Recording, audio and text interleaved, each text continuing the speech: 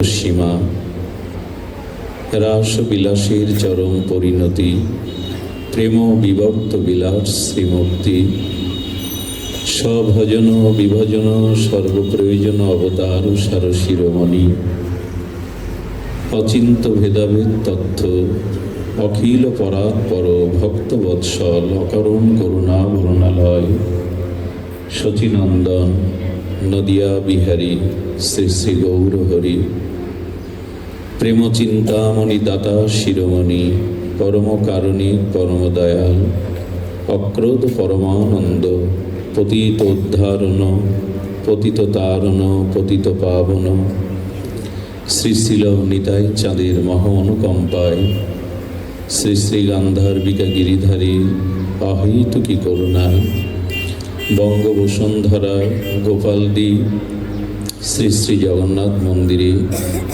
ও শিব মন্দিরে তৃতীয় দিবসব্যাপী যে পরম ভাগবতীয় ভক্তিযজ্ঞের পরম আয়োজন, সেই আয়োজনে মধ্যাহ্নকালীন গৌর গোবিন্দ ভোগ আরাধনা, ভাগবতী অমৃত যজ্ঞের সুধাযজ্ঞের যে পরম আয়োজন, সেই পরম আয়োজনে এই মহামহেন্দ্রক্ষণে শ্রীমন্দির শ্রী অঙ্গনে হরিকথার শুভারম্ভে প্রারম্ভে অস্মাদীয় জীবনধন, জীবন সর্বস্ব প্রাতঃস্মরণীয় পরম বন্দনীয় শ্রী শিল গুরু মহারাজের রাতুল আতুল পাবন চরণারবিন্দে পরার্ধ কোটি দণ্ডবৎ প্রণতি,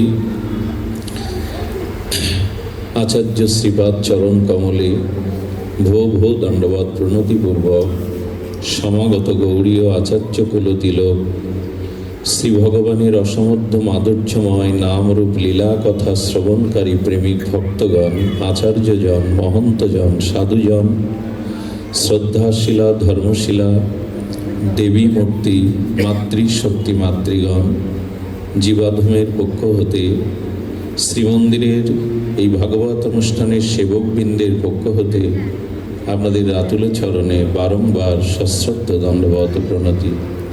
সুধীজন, সৎ সুন্দর যাহা কিছু তাই সফলতা পায়, অসৎ অসুন্দরের সফলতা নাই। এই জন্য অনেকের চিত্তে ঐকান্তিক ইচ্ছা, আমার জীবন পূর্ণময় হবে, সফল হবে, সুফল হবে। কিসে তা হয়? এই প্রশ্নের উত্তর আমরা শাস্ত্রের আনুগত্যে, মহাজন অনুভূতিতে একটু নেওয়ার চেষ্টা করব। পূর্ণতা সকলেই চায়, পূর্ণতা সকলের ঐকান্তিক চাওয়া,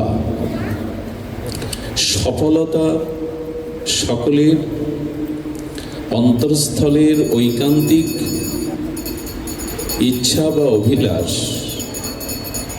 কিছু সেই সত্য সুন্দর সফলতা জীবনের সার্থকতা কিসে আসে? ধ্যান দিন, বেদ ভগবান বলেছেন তিনি পূর্ণ, ওং পূর্ণমদ পূর্ণমিদং পূর্ণাৎ পূর্ণমোদাশ্চতে পূর্ণস্য পূর্ণমাদায় পূর্ণমেব বশিষ্যতে। বেদ ভগবান বলছেন পূর্ণের হানি হয় না, যাহা পূর্ণ তা পূর্ণই থাকে।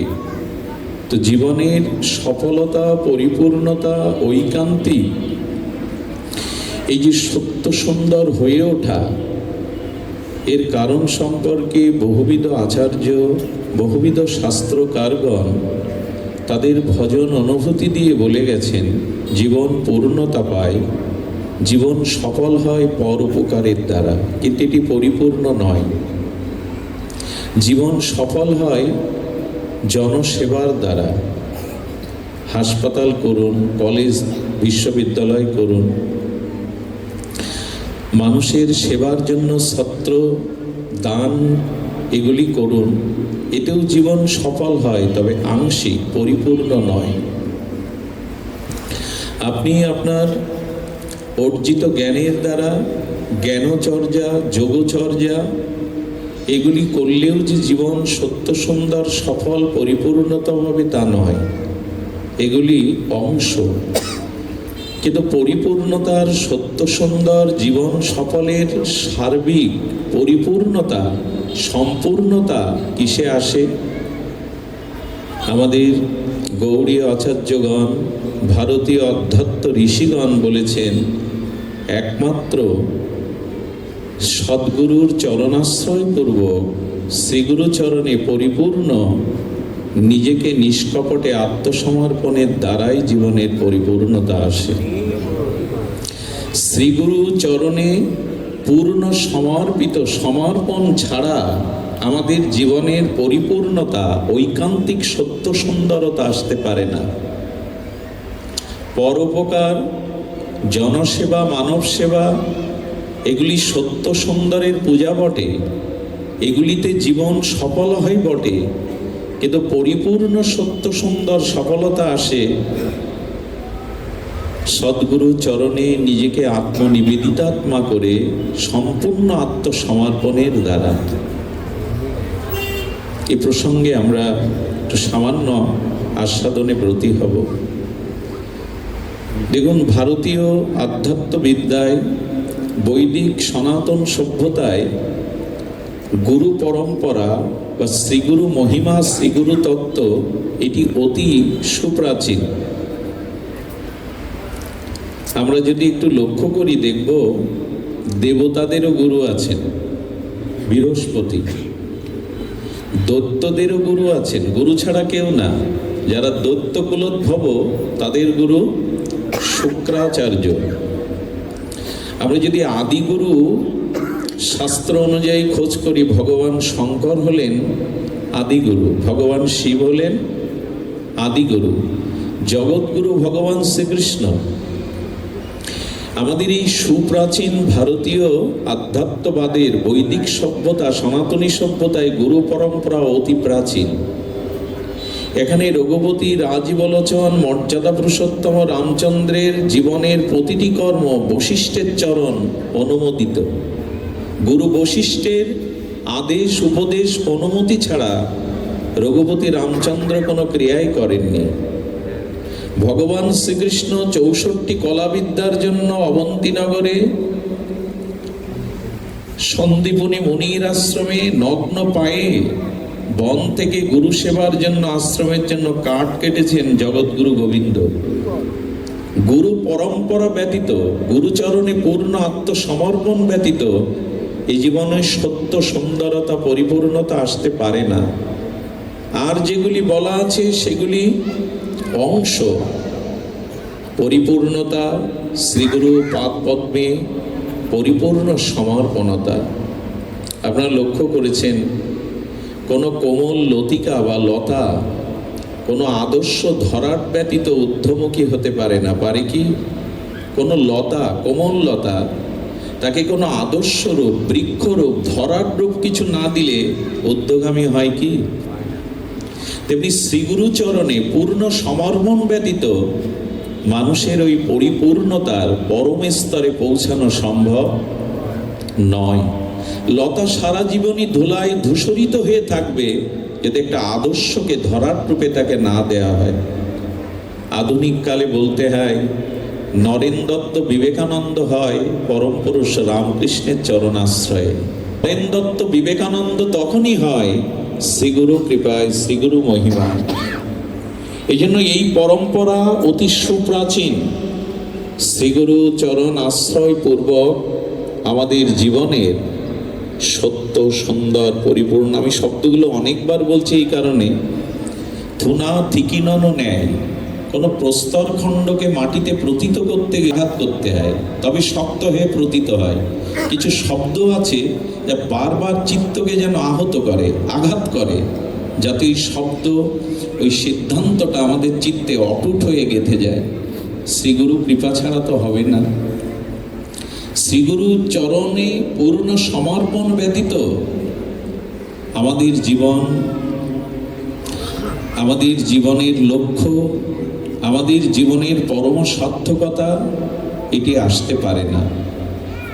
আচ্ছা, দীক্ষা পরম্পরায় আমরা সকলেই প্রায় পেয়েছি সুধীজন, কিন্তু শ্রী গুরুচরণ আশ্রয়পূর্বক চারটি লক্ষণ যদি আপনার ভিতরে ব্যবহারে প্রকাশ না পায়, তাহলে দীক্ষার পরিপূর্ণতা, গুরুকরণের সার্থকতা আসে না।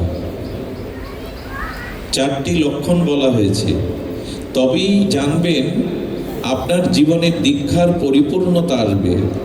প্রকৃত দীক্ষা তখনই সম্পন্ন হবে যখন এই চারটি গুণাবলী, চারটি তত্ত্ববিশেষ আপনার জীবনে ব্যবহারিকভাবে তার প্রকাশ ঘটবে। প্রথমে হলো সহজতা। একটু ধ্যান দিতে হবে। গুরুতত্ত্ব মানে খুব সুগভীর মহিমার তত্ত্ব। আমাদের জীবন আজ অনেকটা সহজতা থেকে আমরা কঠিন করে ফেলেছি। সহজ সাবলীল এই জীবন চাই। দীক্ষার মাধ্যমে আমাদের জীবনে এই সহজতা আসে, স্বাভাবিকতা আসে। কপটতা, লোক দেখানো যে বাহ্যিক আড়ম্বর, এই বাহ্যিক আড়ম্বর যদি কারো জীবনে থাকে, তার জীবন কখনো গুরুময় হতে পারে না। সুধীজন, আজকে বাইরের সৌন্দর্যের জন্য মাঝে মাঝে শহর দিয়ে যেতে যেতে সুন্দর হওয়ার কিছু ঘরের সাইনবোর্ড থাকে, ওখানে গেলে মানুষ সুন্দর হয়। আমি মূর্খ, ইংরেজি পড়তেও পারি না, ওকে মানে বিউটি পার্লার বলে, তাই না? ওইখানে মানুষকে কি করে? সুন্দর করে। আচ্ছা, বিউটি পার্লার থেকে সুন্দর হয়ে আসলে এই সুন্দরতা কি স্থায়ী থাকে? কয়েকদিন, কয়েক ঘন্টা। মানুষের ভেতরকার সহজ স্বাভাবিক সৌন্দর্যটাই প্রকৃত সৌন্দর্য। বাইরের বিউটি পার্লারের সৌন্দর্যটা কয়েক ঘন্টার, কয়েক মাত্র দিনের, এটি প্রকৃত সৌন্দর্য নয়। আমার অন্তরের সহজ স্বাভাবিক নিষ্কপট আড়ম্বরপূর্ণ আমার জীবনের যে সহজতা, এটাই সুন্দর। আমরা সহজ হতে পারি না, স্বাভাবিক হতে পারি না। কেমন একটা যুগ সন্ধিক্ষণে আমরা এসেছি, সবকিছু একটা অস্বাভাবিকভাবেই চলছে, সবকিছুতেই একটা আড়ম্বর চলছে। শুদ্ধ স্বাভাবিক এটি বড় অভাব। যিনি প্রকৃত গুরুচরণ আশ্রয় করেছেন, তার জীবন হবে সহজ স্বাভাবিক, আড়ম্বরপূর্ণ নয়। যাচিয়া মাগিয়া করো উদর ভরণ। শ্রীমান চৈতন্য মহাপ্রভুর এই বাণী ষড়গোস্বামীগণ বিন্দুমাত্র তাদের জীবনে আড়ম্বর ছিল না। যাচিয়া মাগিয়া করো উদর ভরণ, এই বাণীর একটি কমা পূর্ণচ্ছেদ পর্যন্ত ষড়গোস্বামী আজীবন পর্যন্ত তারা সহজ স্বাভাবিকভাবে পালন করেছেন। ওখানে নিজত্ব আড়ম্বর আনেননি। সনাতন গোস্বামী পাদ পদ্ম, আহা, গিরিরাজ পরিক্রমা করে মথুরাতে একটু আটা ভিক্ষা করতেন। কেন রুটি ভিক্ষা করতে পারতেন না? বলে না, আটা ভিক্ষা করতেন। মাধুকরী আটা এনে যমুনার শুদ্ধ জলে আটাটা মাখিয়ে, লবণহীন আটা, একটু বন থেকে কুড়িয়ে আনা কাঠে আগুন জ্বালিয়ে তাই ছেঁকে মুখে দিতেন। ভাবতে পারেন? শ্রীপাদ সনাতন গোস্বামী পাদ, এরা সাধারণ জাগতিক বিচারে এরা সাধারণ ছিলেন না। রাজমন্ত্রী সনাতন, কি বিপুল ঐশ্বর্য, সব কিছু ত্যাগ করে আটাটা লবণ দেবে না, বলে মহাপ্রভুর নির্দেশ নাই। যাচিয়া মাগিয়া করো উদর ভরণ পূরণ, এর ব্যত্যয় তারা হতে দেননি। মহাপ্রভু রঘুনাথ দাস গোস্বামীকে বলে দিলেন, ভালো না খাইবে, ভালো না পড়িবে, তাতে কি করলো জানেন? কয়েকদিন সিংহদুয়ারে ভিক্ষা মাগতেন। ভক্তগণ জগন্নাথের প্রসাদ নিয়ে আসতেন, ভিক্ষা করে পেতেন। কয়েকদিন বাদে মনে হলো, এভাবে লোকের দিকে চেয়ে থাকা, কে প্রসাদ দেবে, কে আসছে, এভাবে মনে হয় উচিত নয়। মহাপ্রভু অন্তরালে বলে দিলেন, সিংহদুয়ারে ভিক্ষামিকে পাওয়া এ তো বেশ্যাবৃত্তি। প্রভু, জমিদার পুত্র, এইখান থেকে 550-600 বছর আগে হিরণ্য গোবর্ধনের বার্ষিক নিটায় 8 লক্ষ টাকা। এখন যদি পরিমাপ করা হয় 800 কোটি টাকার সমতুল্য। সেই ঘরে একমাত্র পুত্র রঘুনাথ। রঘুনাথ দাস গোস্বামী এ কথা অনুভব করতে পারলেন, এভাবে তো কে আসছে কে যাচ্ছে, ভজন কখন হবে? কি করলেন জানেন আপনারা বিজ্ঞজন? যেখানে ভক্তদের প্রসাদ দেওয়া হয় ছত্রে, সেই ছত্রের এঁটোগুলো পেতে লাগলেন, ছত্রে বসে পেতে লাগলেন। একদিন ছত্রেও ভিক্ষা মেঘে পান না। মহাপ্রভু স্বরূপ দামোদরকে বলছেন, তোমার রঘু পায় কি? ছত্রেও প্রসাদ পায় না, সিংহদুয়ারেও দাঁড়ায় না হাত পেতে, পায় কি? স্বরূপ বললেন, প্রভু আমিও ঠিক ভালো জানি না কি পায়, একদিন দেখবো তো।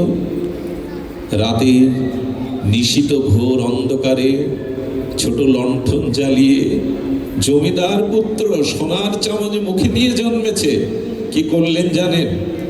জগন্নাথের যে প্রসাদ অবিকৃত থাকে, সেই অবিকৃত প্রসাদটা যখন অন্যরা না পেয়ে গাভী মাতাকে দেয়, আর গাভী মা শুকে শুকে যেগুলো শক্ত মাছ আছে ওগুলো পেয়ে যেগুলো ফেলে দেয়, ওগুলো ড্রেনে ঝাড়ু দিয়ে ফেলা হয়। ওই ড্রেনের ওই জগন্নাথের এই প্রসাদ পরম্পরায় ওটি সমুদ্রে যায়, যে মাছগুলো মৎস্য সমুদ্র প্রাণীগুলো খাবে। রঘুনাথ সবার অন্তরালে গভীর নিশীতে সেই ড্রেন থেকে ওই অন্নগুলো তুলে শুদ্ধ জল দিয়ে ধুয়ে এক মুঠো পান। ভাবা যায়? এদের জীবনের আড়ম্বর নাই, এরা আড়ম্বর নাই। রামকৃষ্ণদেব পরমহংসদেব যখন অপ্রকটে যান, স্বামীজি মাথায় ইট দিয়ে শয়ন করতেন। একটা ভালো কাপড় ভিক্ষা পরে যেতেন, আবার খুলে ছেঁড়া কাপড় পরতেন। এই ছিল রামকৃষ্ণ মিশনের তৎকালীন অবস্থা স্বামীজিদের।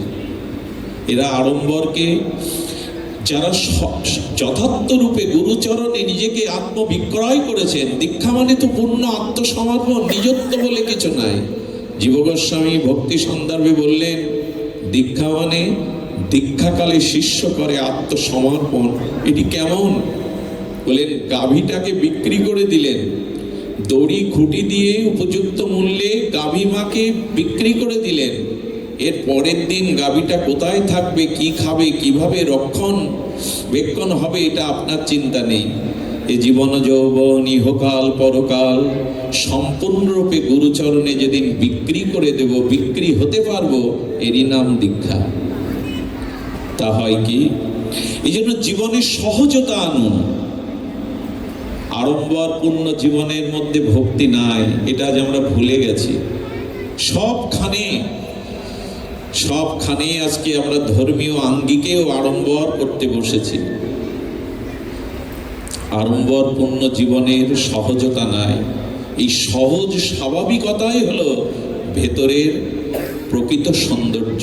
এটা যার আছে না, কেমন জানেন? একটু বলতে হয়। আমাদের বর্তমান বর্ষনাতে প্রাতঃস্মরণীয় বন্দনীয় চরণ বিনোদ বাবা আছেন। 80 বছর প্রায় অতিক্রম করল।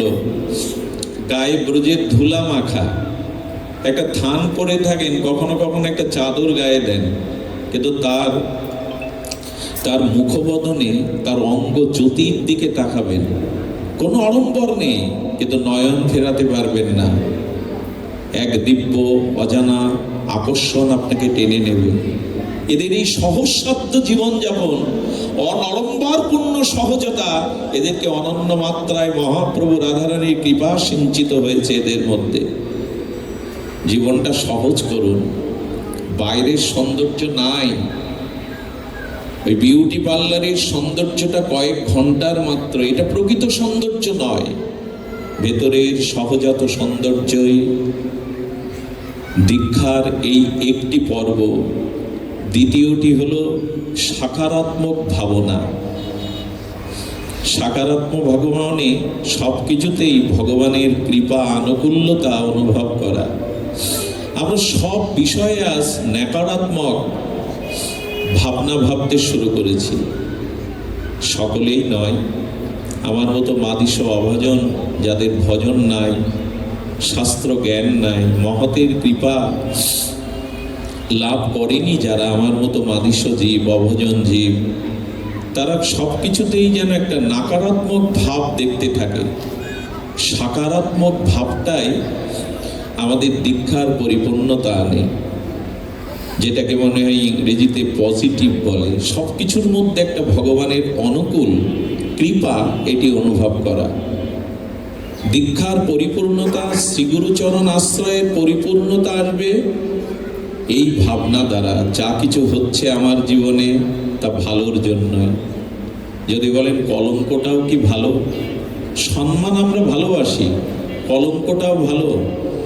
একটা জিনিস জানুন, প্রশংসায় যা হয় না, কলঙ্কতে অনেক সময় শাস্ত্র উপদেশে মানুষের বিবেক চেতনা ফিরে না, কিন্তু কলঙ্ক মানুষকে খুব দ্রুত তার বিবেককে ফিরিয়ে আনে, তার চেতনা ফিরিয়ে আনে।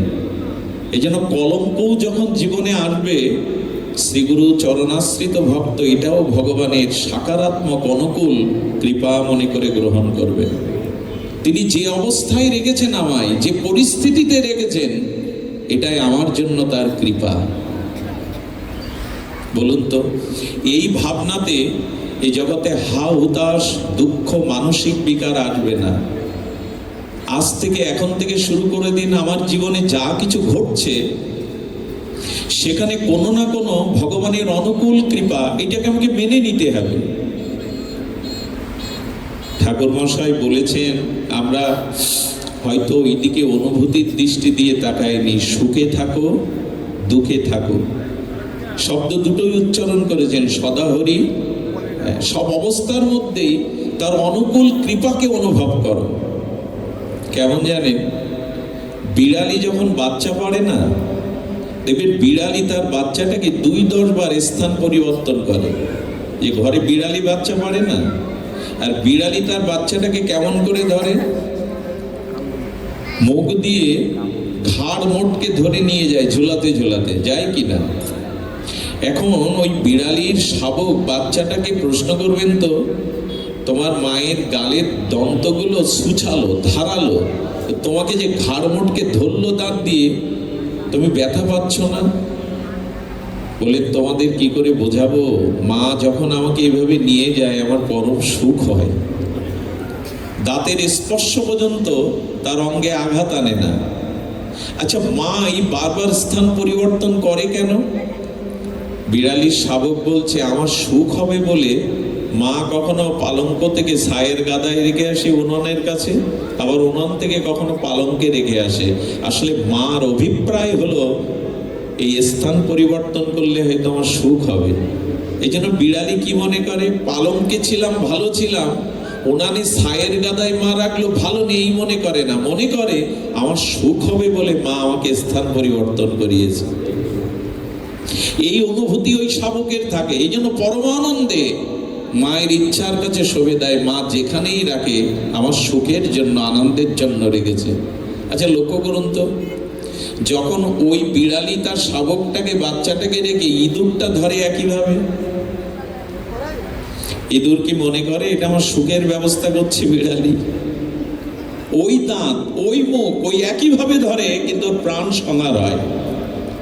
যেদিন গুরুচরণে পূর্ণ আত্মসমর্পণ করবেন, সেদিন মনে হবে আমার যা মঙ্গল, আমি জানি না কিসে আমার মঙ্গল, আমার শ্রী গুরুদেব আমাকে যে পরিস্থিতিতেই রেখেছেন সেটাই আমার মঙ্গল, সেটাই আমার কল্যাণ।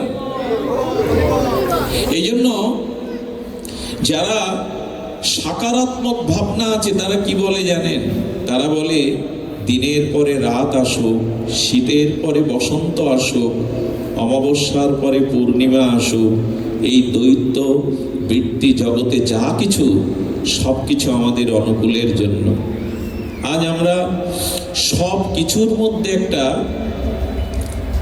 প্রতিকূল অবস্থাকে সাকারাত্মক না নাকারাত্মক একটা অন্ধকারের দিক খুঁজে বেড়ায়। অমুক ভালো না, অমুকের এই দোষ, অমুকের মধ্যে এই সমস্যা। সুধীবৃন্দ, এই জন্য সব পরিস্থিতির মধ্যে একটা সাকারাত্মক ভাব আনুন, দেখবেন শান্তির আপনাকে ছেড়ে যাবে না, সুখের অভাব আপনার হবে না। পরিস্থিতিকে ভগবানের কৃপা মনে করে তার মধ্যে একটি কল্যাণ অনুভব করুন। সুধীবৃন্দ, দৃষ্টান্তে মহাজনেরা বলেন, সারা রাত সন্তানের একটা ফোড়া যন্ত্রণা কাতর হয়ে কেঁদেছে। সকালে মা কোনো প্রতিবেশিনীকে নিয়ে বলে, ওর হাতটা চেপে ধরো, পাটা চেপে ধরো। মাটা যখন ব্যথা দিয়ে ফোড়াটা গালতে যায়, অবশ সন্তান মনে করে আমার মা কত নিষ্ঠুরা, আমাকে কিভাবে যাতনা দিচ্ছে, এটা কি মায়ের ধর্ম? আসলে মা কি ওকে কষ্ট যন্ত্রণা দেওয়ার জন্য ফোড়াটা গালছে? মার অভিপ্রায় হলো এই ফোড়াটা গেলে দিলেই ওর স্বস্তি হবে, ও শান্তিতে ঘুমাতে পারবে। কিন্তু অবুঝ সন্তানের অনুভূতির অভাব, দূরদৃষ্টির অভাব, সে ভাবছে মা আমাকে কষ্টই দিচ্ছে। আসলে মা সন্তানকে কষ্ট দেওয়ার জন্য এটি করছে না। ঠিক এই পরিস্থিতি, সব পরিস্থিতির মধ্যে আমরা যেন সাকারাত্মক ভাবনা ভাবি। এ প্রসঙ্গে একটা আলোচনা আপনারা ইতিপূর্বে শুনেছেন। আমাদের দক্ষিণ ভারতকে বলা হয় ভক্তির উৎস, ভক্তির জন্ম। দক্ষিণ ভারতে ভেঙ্কটেশ ভগবান বিষ্ণু মন্দিরে 3 সাধক গিয়েছিলেন। তারা সিদ্ধ সাধক, একজন তুকারাম, একজন একরাম, আর একজন নরসি মেহতা। এরা ভক্তমাল চরিত্রের উজ্জ্বল চরিত্র, এরা সিদ্ধ মহাত্মাগণ। তো ভেঙ্কটেশ ভগবান সাক্ষাৎ বিষ্ণুর প্রকাশ। সেখানে গিয়ে একরাম বলছেন, ভগবান কি তোমার করুণা, কি তোমার দয়া, আমার প্রতি তোমার কি প্রসন্ন দৃষ্টি। যে স্ত্রী ঘরে দিয়েছ সে সহধর্মিণী, সে বিদ্যারূপী স্ত্রী। আমার আধ্যাত্মিক অনুশীলনে, আমার ভগবত আরাধনায় সে আমার সহযাত্রী। সে তার প্রতিটি ক্রিয়া প্রতিক্রিয়া দিয়ে, সেবা অনুরাগ দিয়ে তোমার ভজনের পথে আমাকে এগিয়ে দেয়। এমন সহধর্মিণী পেয়েছে, এটা তোমার কৃপার দান, এটা তোমার করুণার দান। প্রশংসা করছে ভগবানের। এরপরে তুকারাম যাচ্ছে ভগবানের মন্দিরে। তুকারামের অবস্থা কি জানেন? মাঝে মাঝে ওনার স্ত্রী ওনাকে কাঠ দিয়ে পেটায়। পেটায় মানে উনি ভগবত বিমুখ, ওনার ভজন জীবনকে মেনে নিতে পারেন না। একদিন সাধুগণ বসে রাম কথা গুণগাথা বলছেন।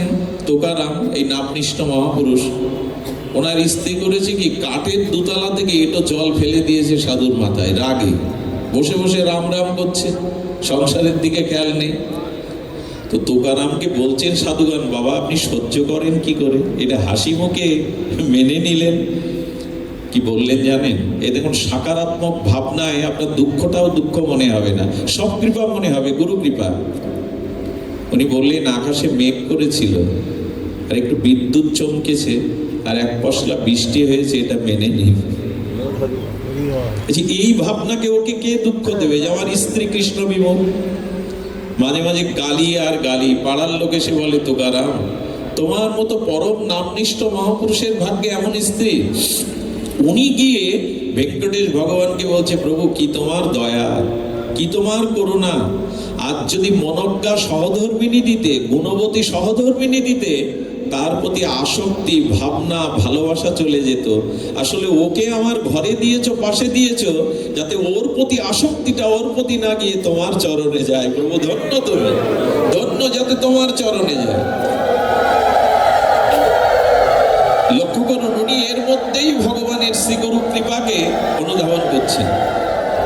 এর পরের জন নরসি মেহতা, উনি গিয়ে কি বলছে জানেন? ওনার স্ত্রী বিয়োগ হয়েছে 2-4 দিন আগে। স্ত্রী বিয়োগ হওয়ার পরে ভগবানকে বলছে, তোমার কত করুণা প্রভু। আসলে ওকে তুমি তোমার চরণে নিয়ে আমাকে ভজনের অনুকূল পরিবেশ দিয়েছ। আর তো ঘরে কেউ আমাকে বকবে না, আর তো কেউ ঘরে বলবে না এটা আনো ওটা আনো, কথা বলার কেউ নেই। এখন একান্তে আমি তোমার ভজন করতে পারবো। এই 3 অবস্থাকেই ওনারা গুরু কৃপা, ভগবত কৃপা, সাকারাত্মক ভাবনা ভেবেছেন। এদের দুঃখ জগতে কে দেবে মা? একজনের স্ত্রী মনোরমা সতী পরায়ণা, সহধর্মিনী, তাতে ভগবানের প্রশংসা করছে। আর একজনের স্ত্রী স্বামী বিমুখ, ভগবত বিমুখ, তাতেও প্রশংসা করছে যে আসক্তিটা ওর প্রতি না গিয়ে যাতে তোমার চরণে যায়। আর একজনের গত হয়েছে স্ত্রী, তাতেও বলছে আর আমাকে কেউ সংসার জ্বালা দেবে না, আর কেউ এটা আনো ওটা আনো কর্তব্যের নিয়মে বাঁধবে না, এখন একান্তেই তোমার ভজন করতে পারবো বসে বসে। এদের দুঃখ দেবে কে? এই জন্য জগতে সব পরিস্থিতির মধ্যে একটা সকারাত্মক ভাবনা আনুন। যা হচ্ছে, যা হয়েছে, আচ্ছা যদি বলেন আমার জীবনে যে পরাজয় আছে, ধ্বংস আসে, তাতেও কৃপা মনে করব, তবে শুনুন, আমাদের প্রারব্ধ আমাদের জীবনে যখন আসে, ভক্তরা সেটা মেনে নেয়। এই প্রারব্ধটা মেনে নিতে শিখুন। প্রারব্ধটা গোবিন্দ খণ্ডন করেন না। ভগবান তার প্রিয় চরণাশ্রিত ভক্তের প্রারব্ধ নষ্ট করেন না। বারবার কিছু কথা আসে, প্রসঙ্গ আসে, বলতে মনে পড়ে মাধবদাস বাবাজির কথা। এই জগন্নাথের একান্ত সেবক, 80টা বছর জগন্নাথকে সেবা করেছেন, বিবাহ করেননি। জগন্নাথের সেবা করতে করতে 80টি পর এই বৃদ্ধ হঠাৎ রক্ত আমাশা দেখা দিল, অতিরক্তসার রক্ত আমাশা দেখা দিলে বারবার শৌচক্রিয়া, মলমূত্র ত্যাগ করে শৌচ করতে গিয়ে শেষবার পড়ে গেলেন বালির ওপরে। পরিধামে তো চারিদিকে বালু, তো যখন পড়ে গেলেন, ওনার শৌচের যে পাত্রটা দূরে ছড়ে পড়ল, উনি চেষ্টা করেও উঠতে পারলেন না। অতি রক্তসার হলে দেহে কি আর বল থাকে? এক কাঠুরিয়া যাচ্ছিল, বললো বাবা আমি তো তোমার পিতার বয়সী, দেবে এক ঘট জল একটু শৌচের জন্য দেবে? বললো চাকর পেয়েছো, মেথর পেয়েছো, তোমার গায়ে মলমূত্র লেগে আছে, আমি তোমার শৌচের জল বয়ে দেব। জগন্নাথকে তখন বলছেন আমাকে নিয়েই নাও, তোমার সেবা যদি না করতে দেবে, আরাধনা যদি না করতে দেবে, আমাকে নিয়ে নাও না, আমি প্রস্তুত আছি। যখন কেউ নেই, সন্ধ্যা ঘনিয়ে আসছে, সেবা করতে পারছে না, ভজন করতে পারছে না, মলমূত্র গায়ে লেগে আছে, শীতল জলের পরশ পেল। কে যেন শীতল জল দিয়ে তার মলমূত্রটা ধুয়ে দিচ্ছে। একথা কোনো শাস্ত্রে সুলিখিতভাবে হয়নি, কিন্তু ভক্ত চরিত্রে বিস্ময়কর ঘটনা ঘটালেন ভগবান। জগন্নাথ তাকিয়ে দেখে, জগন্নাথ নিজে হাতে জল এনে মাধবদাস বাবাজির মলমূত্র ধুয়ে দিচ্ছেন নিজে। এ কি সম্ভব? জগন্নাথের শ্রীচরণে চেয়ে বললেন আর কত কলঙ্কিত করবে আমায়, আর কত কলঙ্ক দেবে, আমার মলমূত্র তুমি ধুয়ে দেবে? জগন্নাথ নীরব, বলেন এটা তোমার কাজ নয়, আর আমাকে কলঙ্কিত করো না, এটা তোমার কাজ নয় জগন্নাথ। আচ্ছা জগন্নাথ, তুমি নিজ হাতে এই কর্ম না করে আমার রোগটাও তো সারিয়ে দিতে পারো, এতেই তো সমস্যার সমাধান হয়ে যায়, রোগটা কেন সারাও না? কি উত্তর এলো শুনুন। উত্তর এলো, আমি ভক্তের প্রারব্ধকে ঘুচিয়ে দেই না। কেন জানো মাধব? তোমার এই প্রারব্ধটুকু ভোগ করে নিলে আর তোমাকে এই জন্ম মৃত্যু মর জগতে আসতে হবে না। তোমাকে আমার চরণে নিত্য শাশ্বত ধামে আমি নিয়ে যাব। এই প্রারব্ধটুকুই তোমার বাকি আছে, এটা তুমি ভুগে নিলে এই প্রারব্ধ কর্ম ক্ষয় হলে আর আসতে হবে না। এই জন্য আমি প্রারব্ধ ভক্তকে সারিয়ে দেই না, ভুগিয়ে নেই। ওই প্রারব্ধের জন্য আবার তোমাকে আসতে হতো, ওই প্রারব্ধের জন্য আবার তোমাকে আসতে হতো। আর মাধব, তোমাকে কেন এই সেবা করছি জানো? এর পরের কথাটি খুব হৃদয় বিদারক। জগন্নাথের সজল নয়নে যে কথা বললেন, জগতে ভক্তদের কাছে তা অবিস্মরণীয় রূপে গাথা আছে। এই কথা ভক্ত হৃদয়ে বললেন, মাধব সারাটা জীবন আমার সেবা করেছ, আমারও তো স্বাদ হয় তোমাকে সেবা করতে। সারা জীবন আমার সেবা করেছ, আমারও স্বাদ হয় ভক্তকে সেবা করতে। এই অসুস্থতা না এলে এই সুযোগটা আমি পেতাম না মাধব। এটা আমি করতে দাও। এজন্য পরিস্থিতি প্রারব্ধ যাই আসুক, এটা তার কৃপা মনে করে আঁচল পেতে নিন। এটা ছাড়া এই মরজগতে দুঃখময় সংসারে ভালো থাকার অন্য উপায় নাই। আমার প্রাক্তন কর্ম প্রারব্ধ ক্ষয় হয়ে যাক, যাক প্রভু, এটা আমার পাওনা, এটা আমার প্রাপ্তি। তুমি শুধু এই কৃপা করো, প্রারব্ধকেও যেন তোমার কৃপা মনে করে মেনে নিতে পারি, তোমার করুণার দান মনে করে মেনে নিতে পারি। প্রহ্লাদ মহারাজ তো খেদোক্তি করেননি, হেন অত্যাচার নেই, হিরণ্যকশিপুর করেনি, মীরার উপরে কম অত্যাচার হলো, ওই এরা তো কারো কাছে নালিশ জানায়নি, এরা তো বলেনি যে কেন আমার জীবনে এমন ঘটছে। এরা এটাকেই গুরু কৃপা, পরমের কৃপা মনে করে এরা এটাকে বহুমানন করে নিয়েছে। এই জন্য যে পরিস্থিতিতেই আমরা থাকি, সেই পরিস্থিতি যেন তার অনুকূল কৃপা মনে করতে পারি। দীক্ষার পরিপূর্ণতা, জীবন সফলের পরিপূর্ণতা দ্বিতীয় অধ্যায়। এটি তৃতীয় অধ্যায় হলো ব্যবহারিক প্রস্তুতি। এই কথাটি একটু ধ্যান দিয়ে আপনাদের হৃদয়ে পৌঁছাবার জন্য আমি অনুরোধ করছি, যাতে আপনাদের কর্ণ দিয়ে কথাটি হৃদয়ে পৌঁছায়। ব্যবহারিক প্রস্তুতি, এটা আমাদের দীক্ষার তৃতীয় সফলতার অধ্যায়। মনুষ্য জীবনের সত্য সুন্দর হয়ে ওঠার তৃতীয় অধ্যায়, প্রস্তুত, ব্যবহারে প্রস্তুত। আমি গত কয়েকদিন এই কথাটি মাথা থেকে তাড়াতেই পাচ্ছি না, প্রবচন থেকে বারবার সরাতে পারছি না। কথাটি কি জানেন?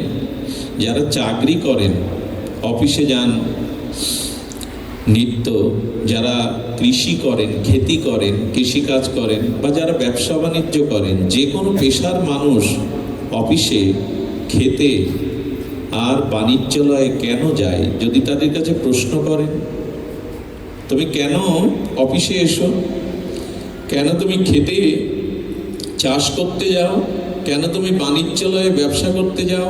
উত্তর একটাই, উপার্জন। কারণ উপার্জন না করলে সংসার নির্বাহ হবে না, প্রতিপালন করা যাবে না। খুব ধ্যান দিয়ে শুনতে অনুরোধ করছি। এইখানে আমরা যাই উপার্জনের জন্য, এবং ওখান থেকে উপার্জন করে কি করি? সংসার যাত্রা, জীবনযাত্রা নির্বাহের জন্য এসে স্ত্রীর হাতে তুলে দিই সংসারের যা ব্যয়, যা প্রয়োজন। সন্তানাদিকে তাদের পরীক্ষার ফিস বলুন, তাদের প্রাইভেটের টাকা বলুন, তাদের আনুষঙ্গিক সমস্ত কর্মের জন্য টাকাটা বন্টন করি কিনা? না নিজের গাঠিতে রেখে দেই? তা নাহলে তো পরিবার চলবে না। এখন প্রশ্ন আপনাদের কাছে, আজকে এই ভাগবত অনুষ্ঠানে কেন এসেছেন? মন্দিরে কেন যান? ভগবানের উপাসনা করতে বা শ্রীমন্দিরে বিগ্রহ দর্শন করতে, কীর্তন করতে এই ভাগবতে কেন এসেছেন? এখানে কি প্রয়োজন আপনাদের? এই প্রশ্নের উত্তর যদি আমরা একটু ভেবে চিনতে দিই, তো বলবো এখানে অর্জন করতে এসেছি। ওখানে যেমন উপার্জন করতে যাই, এখানে উপার্জন না, এখানে অর্জন করতে এসেছি। কি অর্জন? আধ্যাত্মিক চেতনা, বিবেক, জ্ঞান, ধর্ম, অনুভূতি, এগুলোর জন্যই তো আসা বাবা। এত কষ্ট করে গৃহকর্ম ছেড়ে, নিজের সংসার ছেড়ে এখানে এসেছেন কেন? এখানে ধর্ম, অনুভূতি, বিবেক, চেতনা, এগুলিই তো অর্জন করতে এসেছেন।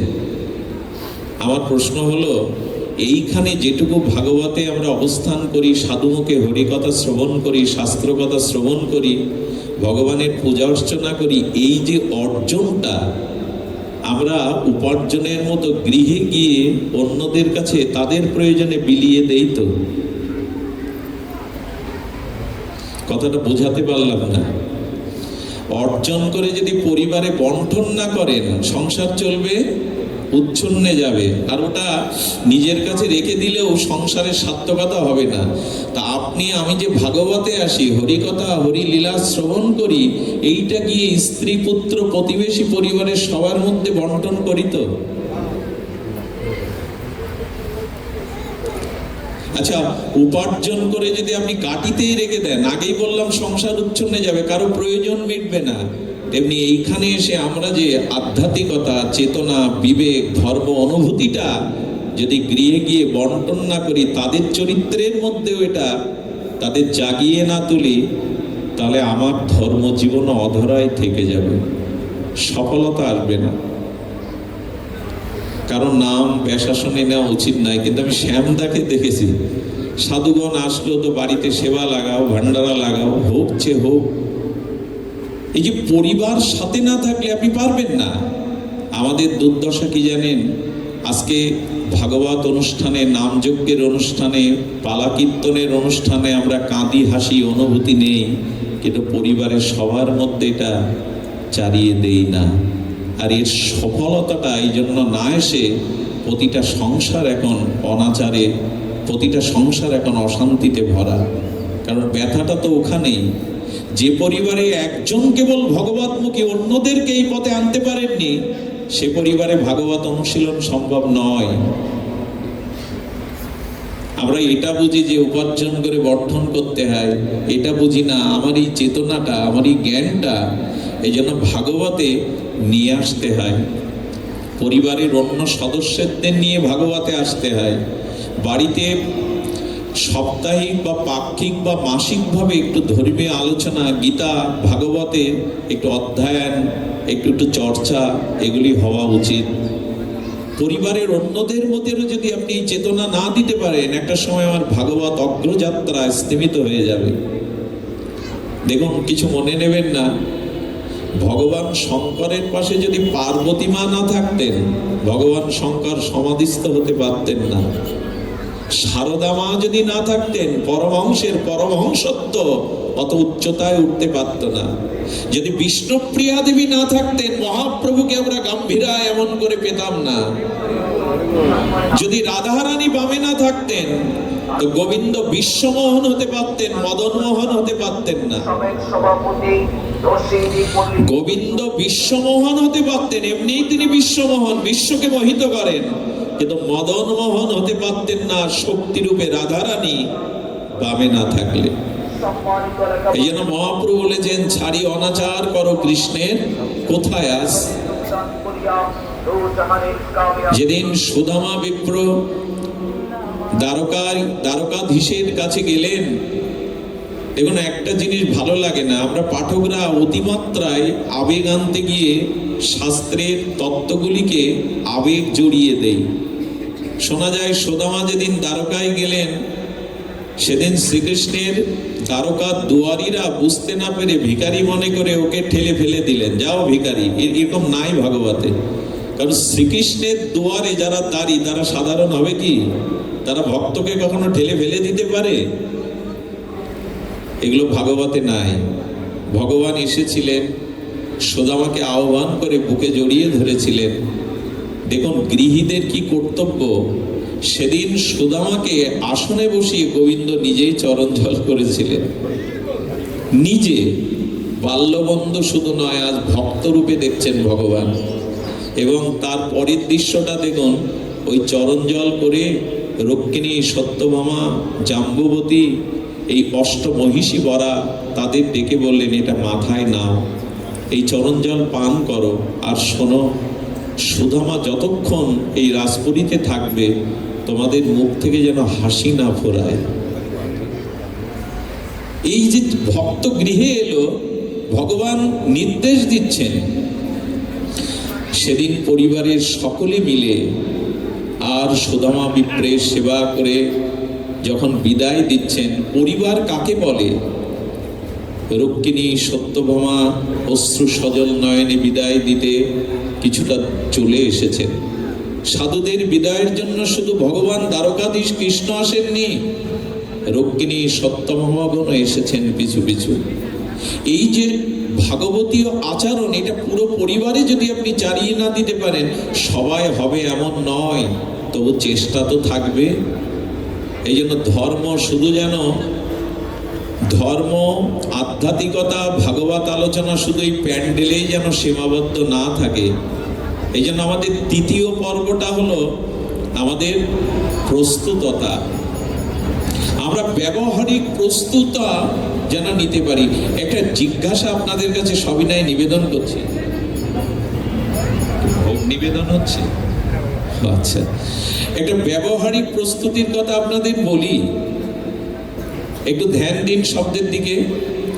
ঔষধ সেবন করেও আপনার রোগ নিরাময় হচ্ছে না, সেটি প্রকৃত ঔষধ মেনে নেবেন কি? জল পান করে আপনার তৃষ্ণা নিবাপিত হচ্ছে না, সেটি কি সত্যি পানীয় জল বলে মেনে নেবেন? কারণ পানীয় শুদ্ধ জল হলে আপনার তৃষ্ণা যাওয়ার কথা। আচ্ছা, আপনি আহার করছেন, ক্ষুধা নিবৃত্তি হচ্ছে না, সেটাও কি প্রকৃত আহার?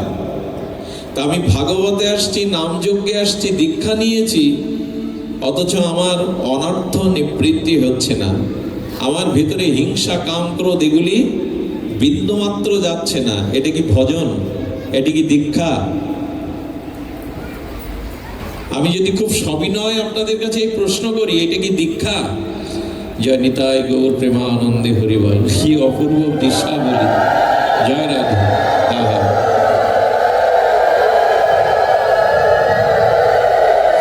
আমার মাঝে মাঝে মনে হয়, কারো অন্তরের অনুরাগ মাখানো তুলি যদি এত সুন্দর হয়, না জানি তিনি সাক্ষাৎ কত সুন্দর।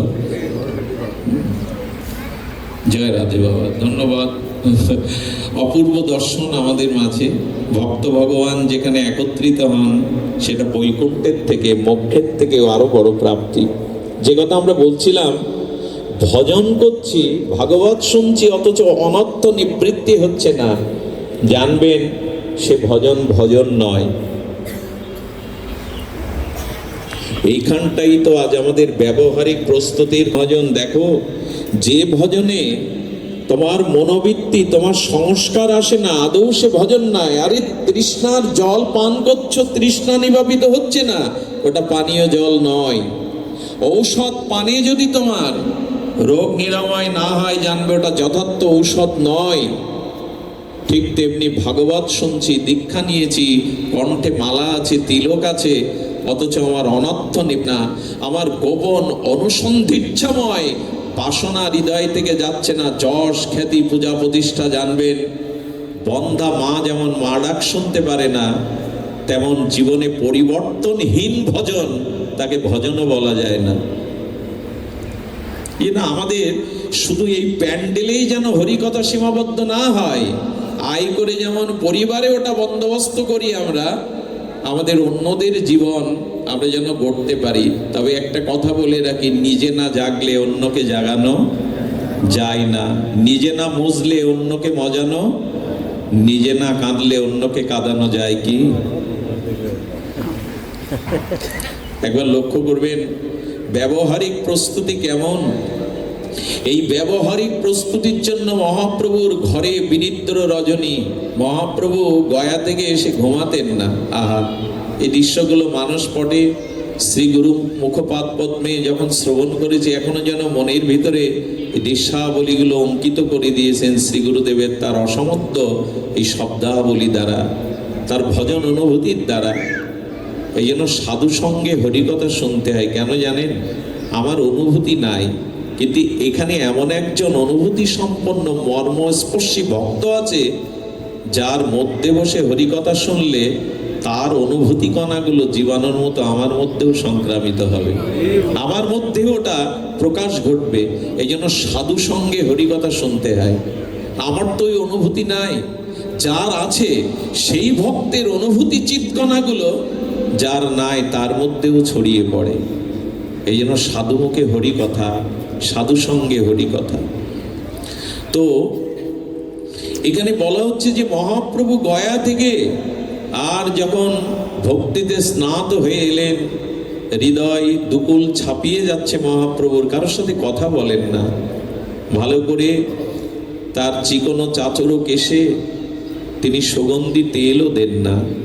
না যান গঙ্গাদাস পণ্ডিতের পাঠশালায় ছাত্রদের ভূগোল, ইতিহাস, সাহিত্য, ব্যাকরণ এগুলি পড়ানোর জন্য।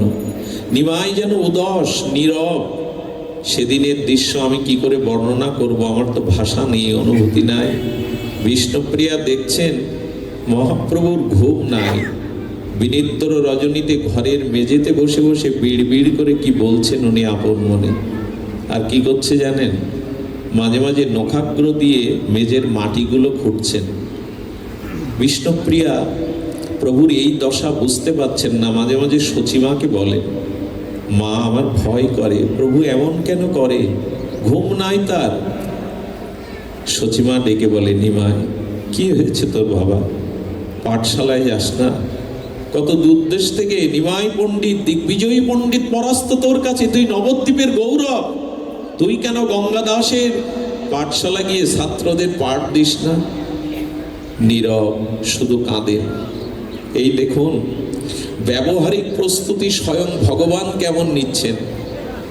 সচিমা বললেন, নিমাই আমার কথা রাখবি রে, আজ শিবাসঙ্গনে যাস না, সারা নিশি কাঁদিস, ধোলাই লুটাস, তোর অঙ্গে কত কাকর বিদীর্ণ হয়, আমার ভালো লাগে না নিমাই। বধূ ঘরে সারা রাত জেগে বসে থাকে, আমারও তো চোখে ঘুম নাই নিমাই, সব হারিয়ে তোকে নিয়েই তো বেঁচে আছি। বললেন, মা আজ যাব না, আমি কথা দিচ্ছি আজ যাব না। বিষ্ণুপ্রিয়া দেবী নিজেকে সুন্দর করে সুসজ্জিতা করে প্রভুর জন্য ভোগ রন্ধন করলেন, প্রভুকেও সাজালেন, আর ফুলসজ্জায় প্রভুকে একটু শয়নের জন্য তার পদসেবা করছেন। এই পদসেবা করতে করতে গভীর রাত্রে প্রিয়াজি তার মাথাটা মহাপ্রভুর চরণে রেখেই ঘুমিয়েছে। কেন জানেন? ঘরে তো থাকেন না উনি, জীবোদ্ধারের জন্য শিবাসঙ্গনে সারানিশি কীর্তন করেন। যদি আজ ঘর ছেড়ে চলে যায়, চরণে মস্তক রেখেছেন, আমার অনুভূতিতে আসবে প্রভুকে আমি যেতে দেব না। কিন্তু একটু তন্দ্রাচ্ছন্ন এলেই দেখে প্রভু আর ফুলসজ্জায় বিছানায় নাই, উন্মুক্ত দরজা দিয়ে কোন অজানা আকর্ষণে যেন প্রভুকে এই তিমির গভীর রাত্রে কোথায় নিয়ে গেছে। আমার কি মনে হয় জানেন, যারা জগতে এই প্রেম পেয়েছে, যাদের এই ভগবানের পূর্ণ প্রেম ভক্তির অনুভূতি হৃদয়ে কিঞ্চিত কণা পরিমাণে জেগেছে, এদের একটা আকর্ষণে এরা নিজের সুখের জন্য ঘরে থাকতে পারে না, এরা নিজের সুখের কেন্দ্রে অবস্থান করতে পারে না। এই সুখটা, এই আনন্দটা, এই প্রেমটা, এই সার্থকতাটা সবার মধ্যে বিলিয়ে দিতে চায়। একা সার্থক হয়ে কোনো সফল নেই। বিষ্ণুপ্রিয়া দেবীর ধীর লয়ে চরণ বিন্যস্ত করতে করতে কি দেখলে যেন গভীর রাত্রে শব্দগুলো অনেক দূরে যায়, নিস্তব্ধ নিঝুম রাত্রির শব্দগুলো অনেক দূরে যায়। বিষ্ণুপ্রিয়া কান পেতে শুনছেন, সুরধ্বনি গঙ্গার তীরে দাঁড়িয়ে কে যেন কাঁদছে, ফুপিয়ে ফুপিয়ে কাঁদছে। কণ্ঠস্বরটা অনুমান করতে পারলেন প্রিয়াজি। প্রিয়াজি দূরে দাঁড়িয়ে সুরধ্বনি গঙ্গার তীরে এই আজানুলম্বিত ভুজ শ্রীমান মহাপ্রভু কাঁদছেন। কি শব্দ দিয়ে জানেন? কবিরাজ কৃষ্ণ গোস্বামী তুলে ধরেছেন সেই অপূর্ব মহাপ্রভুর অনুভূতি চিৎকণা। জীবের লাগিয়া কাঁদে প্রভু উচ্চেশ্বরে। একবার ভাবুন তো, মহাপ্রভুর তো ঘরে সংসারের জ্বালা নেই, রোগ ব্যাধি নেই, অভাব অনটন নেই, ফুলসজ্জা ছেড়ে গভীর নিশীথে রজনীতে প্রভু জীবের জন্য কাঁদছেন, আপনার আমার জন্য কাঁদছেন। শ্রীকৃষ্ণ চৈতন্য প্রেম পরতত্ত্ব রাধা কৃষ্ণ মিলিত তনু, তিনি জীবের জন্য। আচ্ছা, এইখানে পয়েন্টটা যদি দিতেন, ভক্তের লাগিয়া কাঁদে প্রভু উচ্চেশ্বরে। ভক্তের জন্য ভগবান কাঁদতে পারে, আমার ছেলেটার জন্য আমি কাঁদতে পারি, পাড়া প্রতিবেশীর জন্য কাঁদতে যাব কেন আমি? নিজের জন্য কান্নাটা সফলতা নেই।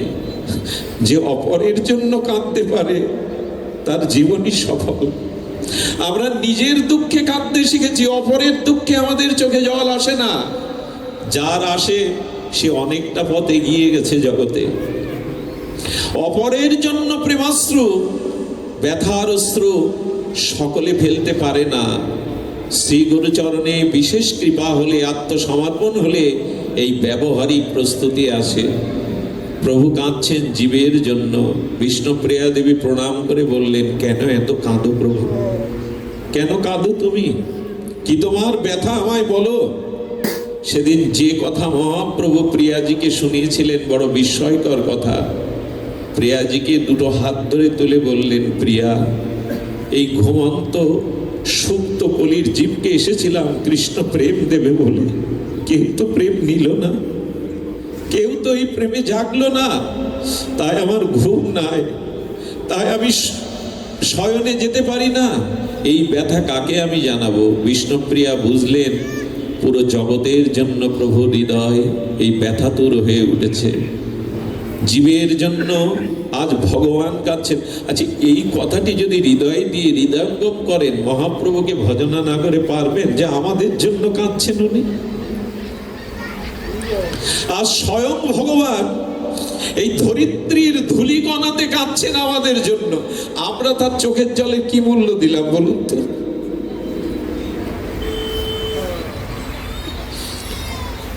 একা ভালো থেকে লাভ নেই, অন্যকে ভালো রাখার মধ্যেই নিজের ভালো থাকা, অন্যকে জাগানোর মধ্যেই নিজে জেগে ওঠা। আমাদের সনাতন ধর্মের মানুষদের কবে এই বোধ হবে যে স্বজাতি না বাজলে আমি বাঁচব না? এই জন্য অন্যের দুঃখ, অন্যের ব্যথাকে হৃদয়ঙ্গম করার চেষ্টা করুন, যেটা ভগবান করেছেন। আনন্দের ঠাকুর, রসবিগ্রহ, রাসবিলাসের চরম পরিণতি। তিনি কেন জীবের জন্য কাঁদবেন? তিনি কেন জীবের জন্য কাঁদবেন? সুধীবৃন্দ, বিষ্ণুপ্রিয়া দেবী মহাপ্রভুর মন অভিপ্রায় বুঝতে পেরে বলেছিলেন, প্রভু শোনো, তবে নিজে না মজলে তো অন্যকে মজানো যায় না। তবে আমি বলি শোনো, তোমার একার কান্না জীবের হৃদয় ভিজবে না। আজ থেকে আমিও প্রতিজ্ঞা করছি, তোমার সাথে সাথে আমিও মা, এই তিনজন মিলে জীবের জন্য কাঁদব, যাতে আমাদের তিনের ক্রন্দন একত্রিত হয়ে জীবের হৃদয় দ্রবীভূত হয়। আপনারা জানেন, মহাপ্রভু জীবন দর্শন যারা পড়েছেন তারা জানেন, বিষ্ণুপ্রিয়া দেবী, সচিমা আর মহাপ্রভু সারাটি জীবন কেঁদেছেন। একটাই কেবল, আমাদের হৃদয় যাতে দ্রবীভূত হয়। যদি বলে এত কান্নার কথা বলছো কেন তুমি? এত কান্নার কথা বলবার কি আছে? না, আমরা অপরের ব্যথায় ব্যথিত, অপরের জীবের কল্যাণের জন্য প্রত্যেকটি মহামানব, প্রত্যেকটি জীবের জন্য এই ক্রন্দন এসেছিল। এই যে বৃহত্তর ফরিদপুরে, বাজিতপুরে জন্মেছিলেন আমাদের জাতি, হিন্দু জাতি সংগঠক, ভারত সেবাশ্রম বা প্রণাম মঠের প্রতিষ্ঠাতা স্বামী প্রণবানন্দজি মহারাজ। ভারতবর্ষের যত তীর্থে যাবেন, ভারত সেবাশ্রম দেখবেন, এখানে তীর্থযাত্রীদের অনুকূল সেবার ব্যবস্থা করে গিয়েছিলেন তিনি। সুধীজন, উনি যখন ক্লাস 6-7-এ পড়েন, একটা থান গায়ে দিয়ে যেতেন। ছেলেরা যখন মাঠে হই হুল্লোড় খেলা করত, উনি আকাশের দিকে তাকিয়ে নীরবে ধ্যান করতেন। তার মাস্টারমশাই বলেছিলেন, বিনোদ, তুমি খেলো না কেন? তুমি অন্য ছাত্রদের মতো কেন উচ্ছ্বাস প্রকাশ করো না? তুমি এখানে বসে বসে আকাশের, নীল আকাশের, অনন্ত আকাশের দিকে তাকিয়ে ভাবনার জগতে কেন হারিয়ে যাও? সেদিন মাস্টারমশার চরণে প্রণাম করে কেঁদে উঠেছিল এই কিশোর বিনোদ। বলেছিল, বর্তমান সমাজের যুবকগুলো দুর্দশা দেখে আমার প্রাণ কাঁদে। এরাই জাতিকে রক্ষা করবে, এরাই জাতির আধ্যাত্মিকতা ধরে রাখবে, এরাই জাতির মেরুদণ্ড। কিন্তু আজ যুব সমাজ কোন অজানা আকর্ষণে ভেসে চলেছে, এতে ওদের অস্তিত্ব লোপ পাচ্ছে। মাস্টারমশাই বলতে পারেন, যে জাতির যুব সমাজ জেগে ওঠেনি সে জাতির উন্নয়ন হতে পারে না। ওদের জন্য আমি কাঁদি, কি করার আছে? কি ভেবেছ বিনোদ? ভেবেছি এদের জাগানোর জন্য আমি সন্ন্যাস নেব। নিয়েও ছিলেন তাই এই যোগাচার্য স্বামী প্রণবানন্দ। শুধু যুবকদের জন্যই উনি গৌরী বসন্তরে সন্ন্যাস নিয়েছিলেন। আমাদের ভাগবতগুলোতে দেখবেন, আপনাদের দিকে অনেকটা জেগেছে। যুবকরা এখানে আসে না, যুবতীরা এখানে আসে না, যারা আগামী দিনের এই সমাজের মেরুদণ্ড স্বরূপ। আমরা ভাগবতে কেন এদের আনি না? আমরা শিশুকাল থেকে পারিবারিক আবহ কেন প্রস্তুত করিনি এদেরকে ধর্মীয় শিক্ষা দেওয়ার? অন্যান্য জাতির দিকে তাকিয়ে দেখুন, তাদের হাল কারা ধরেছে? যুবকরাই। শুধু দুর্গা পূজাতে আড়ঙে এদের পাবেন, ভাগবতে এদের আনতে হবে। সেই প্রস্তুতিটা পরিবার থেকে গড়তে হবে। এই জন্য তৃতীয় স্তম্ভ হলো গুরুচরণে সমর্পিত হওয়ার সেটি হলো এই, আমাদের ব্যবহারিক প্রস্তুতি থাকতে হবে। আর চতুর্থটা হলো সংযম। যার জীবনে সংযম নেই তার জীবনে আধ্যাত্মিকতা দাঁড়াতে পারে না। ভিতের ওপরেই তো দাঁড়ায়। ভিত ভালো না হলে রানা প্লাজার মতো অবস্থা হবে। সংযম যার জীবনে নেই তার তপস্যা আধ্যাত্মিকতা নাই। আজ বড় প্রয়োজন এই সংযমের। নিখিল গৌড়ীয় ভক্ত জীবন দেখুন, গৌড়ীয় ভক্তদের, ব্রজবাসী ভক্তদের সংযম দেখুন। এই সংযত জীবনযাপন, সংযমই হলো ভক্তি প্রাপ্তির, অনর্থ নিবৃত্তির উপায়। আমাদের আচার্যরা বলেন বৈষ্ণব অনুষ্ঠান মানে আর বহুবিধ উপাচার দিয়ে শুধু খাবার প্রসাদ গ্রহণ করা। আমাদের ভিতরে কিছু মনে নেবেন না, আমাদের সাতক্ষীরার হাড়ের একজন ভালো ডাক্তার, অভিজ্ঞ ডাক্তার আমাকে বলছেন, মঙ্গলজি একটা কথা বলতে পারেন, হার্টের প্রাণ পেশেন্ট যারা আসে প্রায় দেখি তারা প্রসাদ ভোজী। প্রসাদ ভোজী এত লোক হার্টের পেশেন্ট হয় কি করে? প্রতিদিন যদি ছানা পায়, প্রতিদিন যদি তেলযুক্ত খাদ্যগুলো প্রসাদ রূপে পেতে থাকি, হার্টের সমস্যা তো হবেই। আহারে বিহারে পোশাকে প্রতিটি বিষয়ে সাধুদের সংযত সংযম জীবনযাপন করা উচিত। সিদ্ধ মনোহর দাস বাবাজির শিষ্য, আপনারা জানেন রাজস্থানে তিনি রাজ পরিবারে ভগবানকে ভোগ লাগাতেন নিত্য। উনি ছিলেন সেবাচার্য। এখন 56 ভোগ হতো, প্রতিদিন 56 ব্যঞ্জন, 56 ভোগ হতে হতে এত প্রসাদ পেতেন, ধীরে ধীরে শরীর হৃষ্টপুষ্ট হলো। আর তার মধ্যে দেখা দিল পৃথিবীর অন্যতম সেরা রোগ, অর্থাৎ ভেতরে কাম জেগে গেল। তার ইন্দ্রিয়ের যে দুর্বার কাম যখন জেগে গেল, সদ্গুরুদেবের চরণাশ্রয় তো বিবেক দংশন করতে লাগলো। পাই তো প্রসাদ, কিন্তু হৃষ্টপুষ্ট শরীরে রিপুর কেন তাড়না আসলো? উনি বৃন্দাবনে ছুটে চলে গেলেন। গুরুদেবের চরণে প্রণত হয়ে শ্রীগুরুকে সব খুলে বললেন। গুরুদেব বললেন, এখানেই থাক, আজ রাজ পরিবারে গিয়ে ভোগ লাগাতে হবে না, এখানেই বস। সেবককে বলে দিলেন কাল থেকে ওকে আটা গুলে খেতে দেবে। 1 মাস আটা গোলা খাওয়ার পরে বললেন আজ থেকে লবণবিহীন দেবে। 2 মাস পরে বললেন নিমের পাতার রস লবণ শুধু ওই আটা গুলে খাবে।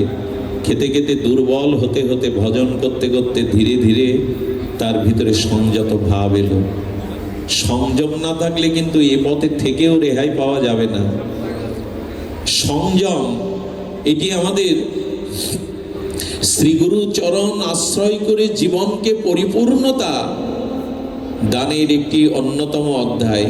সিদ্ধ মনোহর দাস বাবাজি ওই শিষ্যকে বলেছিলেন, শোন, গাছ যদি কাঁচা গাছ হয় আর সেই অসারি কাঁচা গাছ কেটে কেউ যদি সমার জলে চুবিয়ে রাখে, এরপরে তে আগুন দিতে গেলে ধরবে তো বাবা? ধরবে কি? ধোঁয়া ছাড়া কিছু হবে? কিন্তু যে গাছটা সারি, সেই সারি গাছকে যদি রৌদ্রে সমাজ শুকিয়ে আগুন লাগান, দাও দাও করে জ্বলবে। বলেন ভজন জীবনে সংযতই মানুষকে ত্যাগ বৈরাগ্য এনে দেয়। এই জন্য সংযমটা আমাদের প্রয়োজন।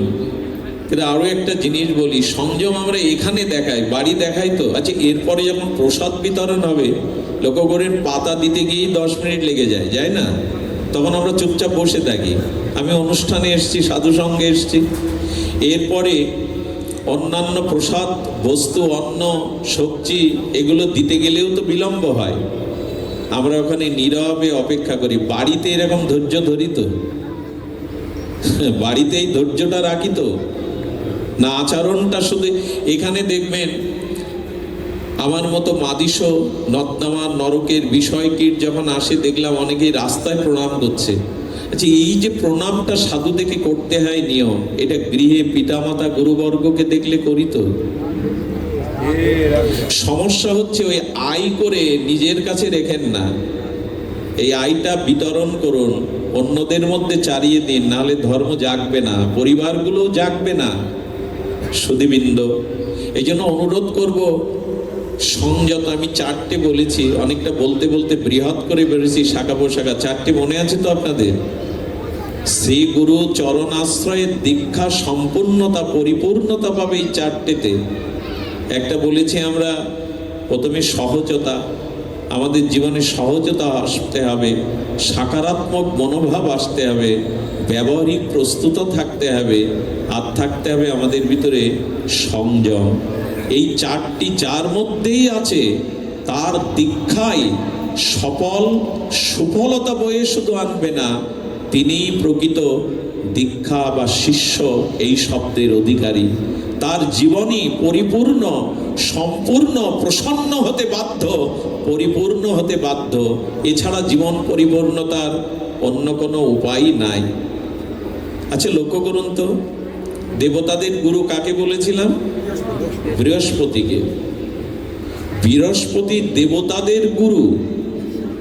আর দেবরাজ পদে কে আছেন? দেবতাদের রাজা ইন্দ্র। একদিন গুরুদেব বৃহস্পতি দেবরাজ ইন্দ্রের পাশে শচী অর্থাৎ সহধর্মিনী শচীকে না দেখে আর এক পরম সুন্দরীকে দেখছেন। বৃহস্পতি ইন্দ্রকে প্রশ্ন করছেন, কে ইনি? খুব ধ্যান দিয়ে শুনে বলছে, কে ইনি? তো বললেন, গুরুদেব ওর কথা পরে হবে, আজকে ভগবান আমাকে কৃপা করে দর্শন দিয়েছেন। তো গুরু বৃহস্পতি বলছেন, ভগবান দর্শন দিয়েছেন, কিন্তু তোমার পাশে কে? বলে, আগে তো শুনবেন আমি কি বলছি, ভগবান আমাকে দর্শন দিয়েছেন। বলে, বলো ভগবান দর্শন দিয়ে কি চাইলে ভগবানের কাছে? বলে, ভগবান আমাকে বর চাইতে বললেন। বলে, কি চেয়েছিলে? বলে, সেটাই তো বলবো।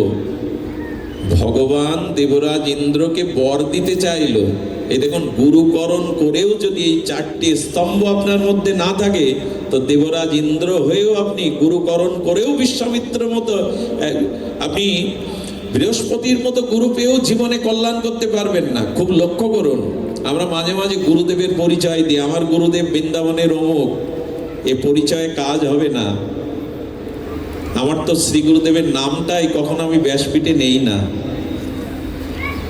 কারো যেন অভিমান না আসে আমি অমুক গুরুদেবের চালা, অমুক গুরুদেব। এই পরিচয় আপনাকে বলে দিতে হবে আপনার গুরুদেবকে, না আপনার আচার ব্যবহার ত্যাগ বৈরাগ্য দেখেই লোক জানবে যে আপনি প্রকৃত কার শিষ্য। আপনার মধ্যে দিয়েই প্রকাশ হবে, আপনার এই সংযম, সহজতা, সকারাত্মক ভাবনা দ্বারা আপনি কার গুরুদেব। কয়েকটি নাম নিতে নিষেধ করায়, শ্রী গুরুদেবের নাম বা স্বামীর নাম, বড় পুত্রের নাম ভাগবতে নিষেধ করেছে না নিতে। যদিও এখন আর এই কথাগুলো আমাদের সমাজে মানানসই নয়, কিছু কিছু জিনিস যেগুলো নিষেধ করা হয়েছে শাস্ত্রে। সুধীজন, দেবরাজ ইন্দ্র বলছে, ভগবান আমাকে বর দিতে চেয়েছিলেন। গুরু বৃহস্পতি বললে, কি বর চাইলে? বললাম, ভগবান শচীরূপ সতীসাধ্যী রমণী তো পেয়েছি, ওর থেকে সুন্দরী রমণী আমায় দিন। বৃহস্পতির শিষ্য হয়ে দেবতার পদে আসীন হয়ে ভগবানের কাছে কি চাইলো? যে আমার স্ত্রী শচী কিন্তু সতীসাধ্যী কুলবতী, শচী সাধারণ রমণী নয়, ওদের তার থেকে সুন্দরী আমাকে দান করুন। ভগবান প্রায় 1 কোটি সুন্দরীকে সামনে হাজির করায় প্রথম যাকে দেখলেন তার রূপে মোহিত ইন্দ্র বলছে, একেই আমায় দিন, ইনি হলেন স্বর্গের মেনকা। দীক্ষা নিয়েও কাজ হবে। বৃহস্পতি গুরুদেব তখন মাথায় হাত দিয়ে বসে পড়েছেন, সর্বনাশ। হ্যাঁ, দেবতাদের বহুবার বোঝাতে গেছে বৃহস্পতি, কিন্তু দেবতারা বোঝেনি। এই জন্য দীক্ষা নিয়েও যে আপনি সার্থক হতে পারবেন তা নয়, যদি গুরুদেবের আদেশ নির্দেশ পূর্ণভাবে আপনার জীবনে প্রতিফলিত না হয়। সুধীবৃন্দ, এই জন্য দীক্ষার পরে আমাদের কিছু করণীয় থাকে। শ্রীগুরুর ভজন নির্দেশগুলো যথাযথ রূপে পালন করা, সম্পূর্ণরূপে স্বতন্ত্রতা গুরুচরণে বিকিয়ে দেওয়া। গুরু আনুগত্যেই আমাদের ভজন। আশ্রয় করিয়া ভজে তারে কৃষ্ণ নাহিতা যে, আর সব মরে অকরণ। শ্রীল গুরু মহারাজ রাধাকুণ্ডে বলেছিলেন, তিনি বলেছিলেন, গুরুদেব যখন অপ্রকটে যান, নিত্যলীলাতে যান, গুরুদেব যখন অনেক দূরে থাকেন, তখন তৎসজাতীয় ভজননিষ্ঠ নির্মল চরিত্র কোনো গুরু বৈষ্ণবের আশ্রয় থাকবে, না হলে পড়ে যাওয়ার সম্ভাবনা বেশি।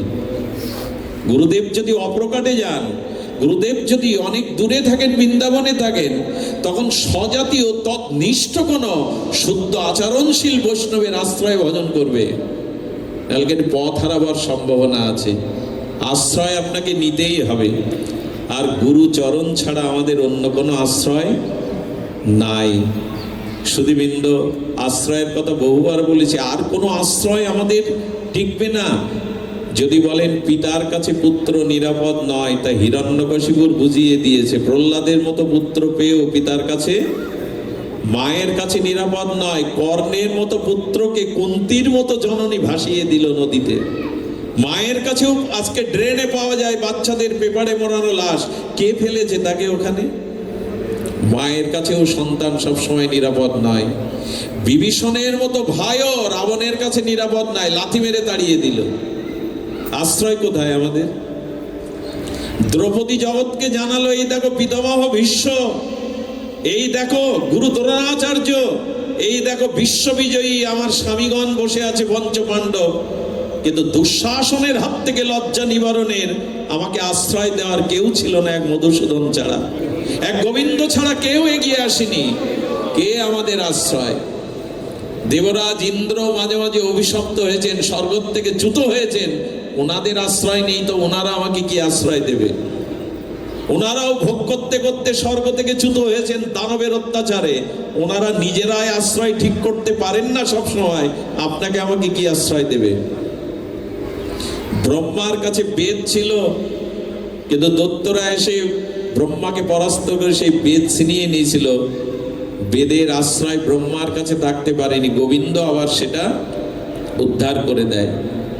আর একজন আছেন ঈশ্বতত্ত্ব, বিষ্ণু এবং শিবে যারা পার্থক্য করে তারা অপরাধী হয়, কিন্তু ভগবান শঙ্কর আশুতোষ এতটা অল্পতে সন্তুষ্ট হন, যাকে তাকে বর দিয়ে বসেন। মনে আছে সেই ভস্মাসুরকে বর দিলেন, ভস্মাসুর বলছে ভগবান শঙ্কর এই বর দিন, যার মাথায় হাত দেবেও সে যেন শেষ হয়ে যায়। যখনই তথাস্তু বললেন, তখন বললেন ট্রেনিংটা আপনার দিয়েই শুরু হোক, মাথায় গিয়ে দিন। শিব ঠাকুর বর দিলেন, আর উনি দৌড়াচ্ছেন বাজবার জন্য। উনিও এর হাত থেকে, ভস্মাসুরের হাত থেকে কি করে বাঁচবেন? শেষে ভগবানের কাছে গেলেন, ভগবান তার সুকৌশল চাতুরি দিয়ে বললেন, তুমি কি উন্মাদ হয়ে ছুটছো? ভস্মাসুরকে বললেন, উনি বড় যখন তখন যাকে তাকে যা তা বলে বসেন বলে সত্য মনে করতে হবে। আরে উনি বলতে হয় বলেছেন, ওটা ঠিক না। বলেন ঠিক না মানে আমার মাথায় হাত দিয়ে আমি ভস্ম হই তাই চাইছেন আপনি? বলে তা করবে কেন? একটু পরীক্ষা করে ছোট, এইভাবে কেন ত্রিকালে ছুটছো, কষ্ট করছো? হলো পরীক্ষা কি? হলো মাথার একটু অনত দূরে হাত দিয়ে যদি তাপ লাগে তাহলে জানবে অভিশাপটা ঠিক। আচ্ছা, মাথা কি হিটার যে উপরে হাত দিলে তাপ লাগবে?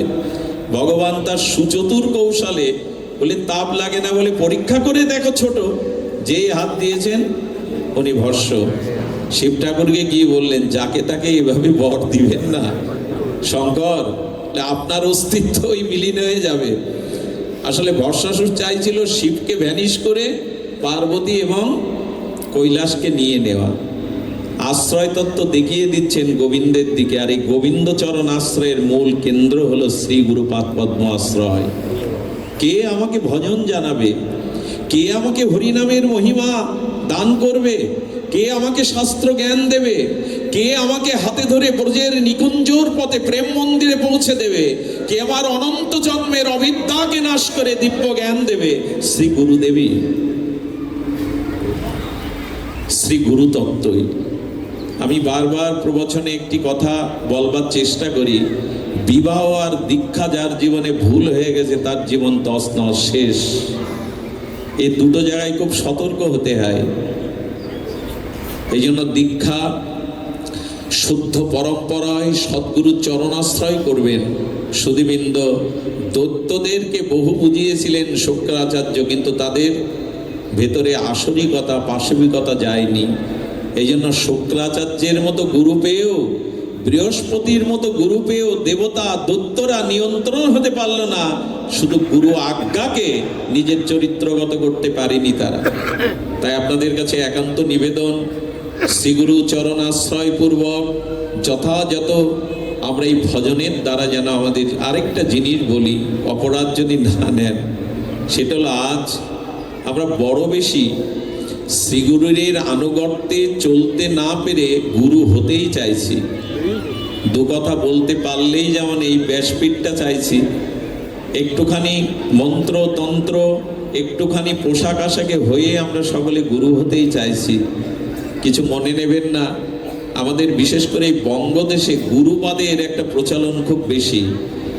একটু পড়তে পারলেই, একটু আলোচনা করতে পারলেই, আমার বাবা জন্মদাতা পিতা আমাকে বলেছিলেন, একটা জিনিস তোকে বলে যায় আদেশ, কখনো গুরু পাঠে বসবি না, গুরু সকলে হতে পারে না রে। ভগবানের দিব্য অনুভূতি প্রজ্ঞা, ওই যে আমাদের চক্রবর্তী বিশ্বনাথ চক্রবর্তী পাদ পদ্ম বলেছেন, সংসার দাবানল লীড় লোকত্রাণায় কারুণ্য ঘন ঘনত্তম প্রাপ্তস্য কল্যাণ গুণান বর্ষ বন্দে গুরুশ্রী চরণারবিন্দম। কে গুরুদেব? যিনি ভব সংসার হতে তারণ করতে পারেন। কে গুরুদেব? যিনি হৃদয়ের তিমির অজ্ঞান অনাদিকালের অবিদ্যা নাশ করে দিয়ে দিব্য জ্ঞান দিতে পারেন। কে গুরুদেব? যিনি আমার সুপ্ত বিবেককে, চেতনাকে, কুলকুণ্ডলিনী শক্তিকে জাগিয়ে দিতে পারেন। যার নামে তরয় তাপ হরণ হয়, যিনি ভবরোগের একমাত্র মহা ঔষধি, যিনি নিরিদেহ আদ্যং সুলভং সুদুর্লভং পলবং শ্রী গুরু কর্ণধারণাম, যিনি হাতে ধরে ভগবানের চিন্ময় স্বরূপ ধামে পৌঁছে দিতে পারেন, ইনিই তো গুরুদেব। বাবা বলতেন, কখনো গুরু পাঠে বসবি না, গুরু ভগবানের প্রতিনিধি ছাড়া অন্য কেউ হতে পারে না। সুধীজন, এই জন্য যথার্থ সদ্গুরুদেবের চরণ আশ্রয় পূর্বক যদি গুরুদেবের মর্যাদা, শাস্ত্র অনুশাসন, শিষ্য কাকে বলে জানেন? নির্বিচারে যিনি গুরু আজ্ঞাকে পালন করেন, বিচার নেই, তিনি শিষ্য। শাসনের অধিকারী যিনি, তিনি শিষ্য। আজকাল তো এমন হয়েছে, গুরুদেবের বিরুদ্ধে মামলাও ঠুকে দেয় কোনো কোনো শিষ্য। চিন্তা করতে পারেন কোথায় এই গুরু তত্ত্বটা, যে আমরা গুরুদেবের নামে মামলাও ঠুকে দেয়। এই জন্য খুব সতর্ক থাকবেন। একবার যদি গুরুদেবের কোনো আচার আচরণে অনুভূতিতে সংশয় এসে যায়, দীক্ষা ফলবতী হবে না, মন্ত্র ক্রিয়াশীল হতে বিলম্ব হবে। এই জন্য যথাযথ শ্রদ্ধার অধিকারীকেই গুরু বরণ করুন। গুরু যিনি আমাকে এগিয়ে দিয়েছেন, প্রবর্তক গুরু, শাস্ত্র গুরু, শ্রবণ গুরু। গুরুতত্ত্বের মহিমা বড় ব্যাপক। যেহেতু আজ গুরুতত্ত্বের মহিমা নয়, তবু বলবো, এখানে এসে এই ভাগবত দিয়ে আমরা যে এত দূর থেকে এসেছি, আপনারা যে সমস্ত গৃহকর্ম ছেড়ে এখানে সময় ব্যয় করছেন, এদের যে এত অর্থ ব্যয় হচ্ছে, এটা বিফলে যাবে? কেউ জাগবো না আমরা? আমাদের জীবনে মনুষ্যত্ব, মানবতা, পূর্ণতা আসবে না? এই অনুষ্ঠানের দ্বারা কারো কোনো আত্মকল্যাণ যদি না হয়, এই অর্থ, এই সব কিছু ব্যয়ের কারণ হব আমি, আপনি। অন্তত আমাদের কিছুটা জাগতে হবে, আর এই জাগার জন্য আমাদের আচরণকেই গ্রহণ করতে হবে। সবশেষে আমরা ভগবানের একটি দিব্য বাণীর দ্বারা ভাগবতকে পুষ্পাঞ্জলি জানাবো, ভাগবতের পূর্ণ আহুতি জানাবো। এই শব্দটা, এই পয়েন্টটা আমার বড় হৃদয়ে দাগ কাটে। ভগবানের একটা প্রতিজ্ঞা আছে, ভগবান শ্রীকৃষ্ণের একটা প্রতিজ্ঞা আছে যে যথামং প্রবদন্তে ততৈব ভজাম্যহম। শব্দটা বড় মার্মিক, দিব্য, চিন্ময়, লোকপ্রিয় শব্দ। যে আমাকে যেভাবে ভজে, ভগবান বলছেন আমি তাকে তদনুরূপ ভজন ফল বা ভজন করি। কৃষ্ণের প্রতিজ্ঞা দৃঢ়, বহুকালে আছে, সর্বকালে আছে। কৃষ্ণের প্রতিজ্ঞা এক, সর্বকালে আছে। কি বললেন? জৈসে ভজে কৃষ্ণ তারে তৈসে ভজে। শব্দটা আমার কাছে খুব রহস্য ব্যাপক মনে হয়। ভগবান কি বলছেন? আমার একটা প্রতিজ্ঞা সর্বকালেই আছে। সেই প্রতিজ্ঞাটা কি? যে আমাকে যেভাবে ভজে আমি তদনুরূপ তাকে ভোজি কথাটা ব্যাখ্যা করেছেন রাধাকুণ্ডের বিরক্তি প্রধান চৈতন্য চরিতামৃতের দার্শনিক ব্যাখ্যাতা আমাদের বড় পণ্ডিত শ্রীমৎ শ্যামসুন্দর বাবাজি মহারাজ কি বলেছেন জানেন? না, ওনারা তো সাধারণ নন, দার্শনিক আচার্য, পরিব্রাজক আচার্য। ওনারা বললেন কথা কি ঠিক হলো? যে জয়ীসে ভজে তারে তৈসে ভজে। শ্রীকৃষ্ণের একটি প্রতিজ্ঞা সর্বকালেই আছে। আমার মনে হয় এই কথাটি আমার জন্য ঠিক নয়, কারণ আমি তো কোনো ভজন করিনি, কিন্তু তার কোটিগুণ ভজন কৃষ্ণ আমার জন্য করেছেন। আমি অনেক জন্ম তাকে ভজন করিনি, তার চরণ সেবা করিনি, তার সেবা সুখ তাৎপর্যের চিন্তা করিনি, কিন্তু কৃষ্ণ আমার জন্য কত কি ভেবেছেন, কত কি সেবা করেছেন। দেখুন, কিছু মনে নেবেন না, এই অনন্ত বিশ্বব্রহ্মাণ্ড রচনা করেছেন আমার জন্য, নির্মল বায়ু দিয়েছেন আমার জন্য, নক্ষত্র খচিত আকাশের তারকারাজি দিয়েছেন আমার জন্য, তার সৌন্দর্যকে অবলোকন করার জন্য চন্দ্রের সুষমা স্নিগ্ধ প্লাবিত কিরণ দিয়েছেন, সুধাকরের সুধা দিয়েছেন আমার জন্য, উদ্দীপ্ত সূর্যের অনুরাংশ কিরণমালা আমাকে প্রভাবিত করেছে, পাখির কণ্ঠে দিয়েছেন কালো কাকলি, সমুদ্রকে দিয়েছেন নীল ও গম্ভীর সৌন্দর্য, এ জগতে দিয়েছেন মায়ের বুকের স্তনের দুগ্ধ, নির্মল বায়ু, ফুলের বুককে গন্ধ, এ দিয়েছেন ভগবান বেদ পুরাণ,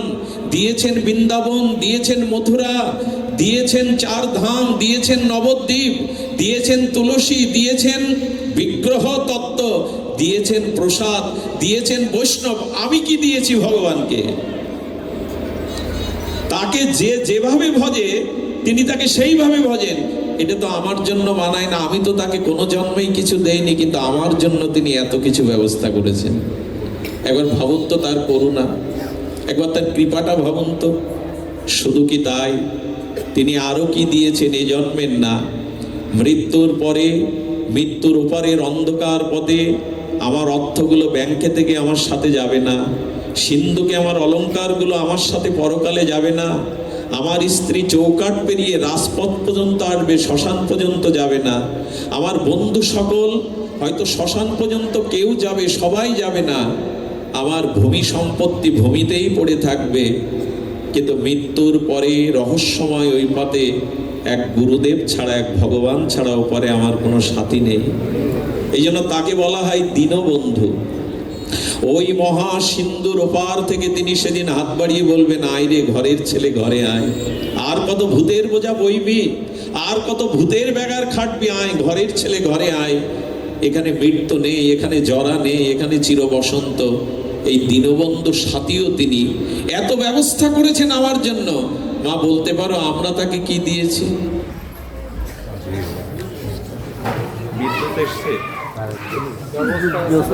এই জীবের জন্য তিনি অবতার হয়েছেন, বেদ ও পুরাণ আমাদের জন্যই দিয়েছেন। সুধীবৃন্দ, আজ তাকে একটু দেওয়ার পালা। আমি এটি বলেই আমার পাঠ বিশ্রাম রাখছি।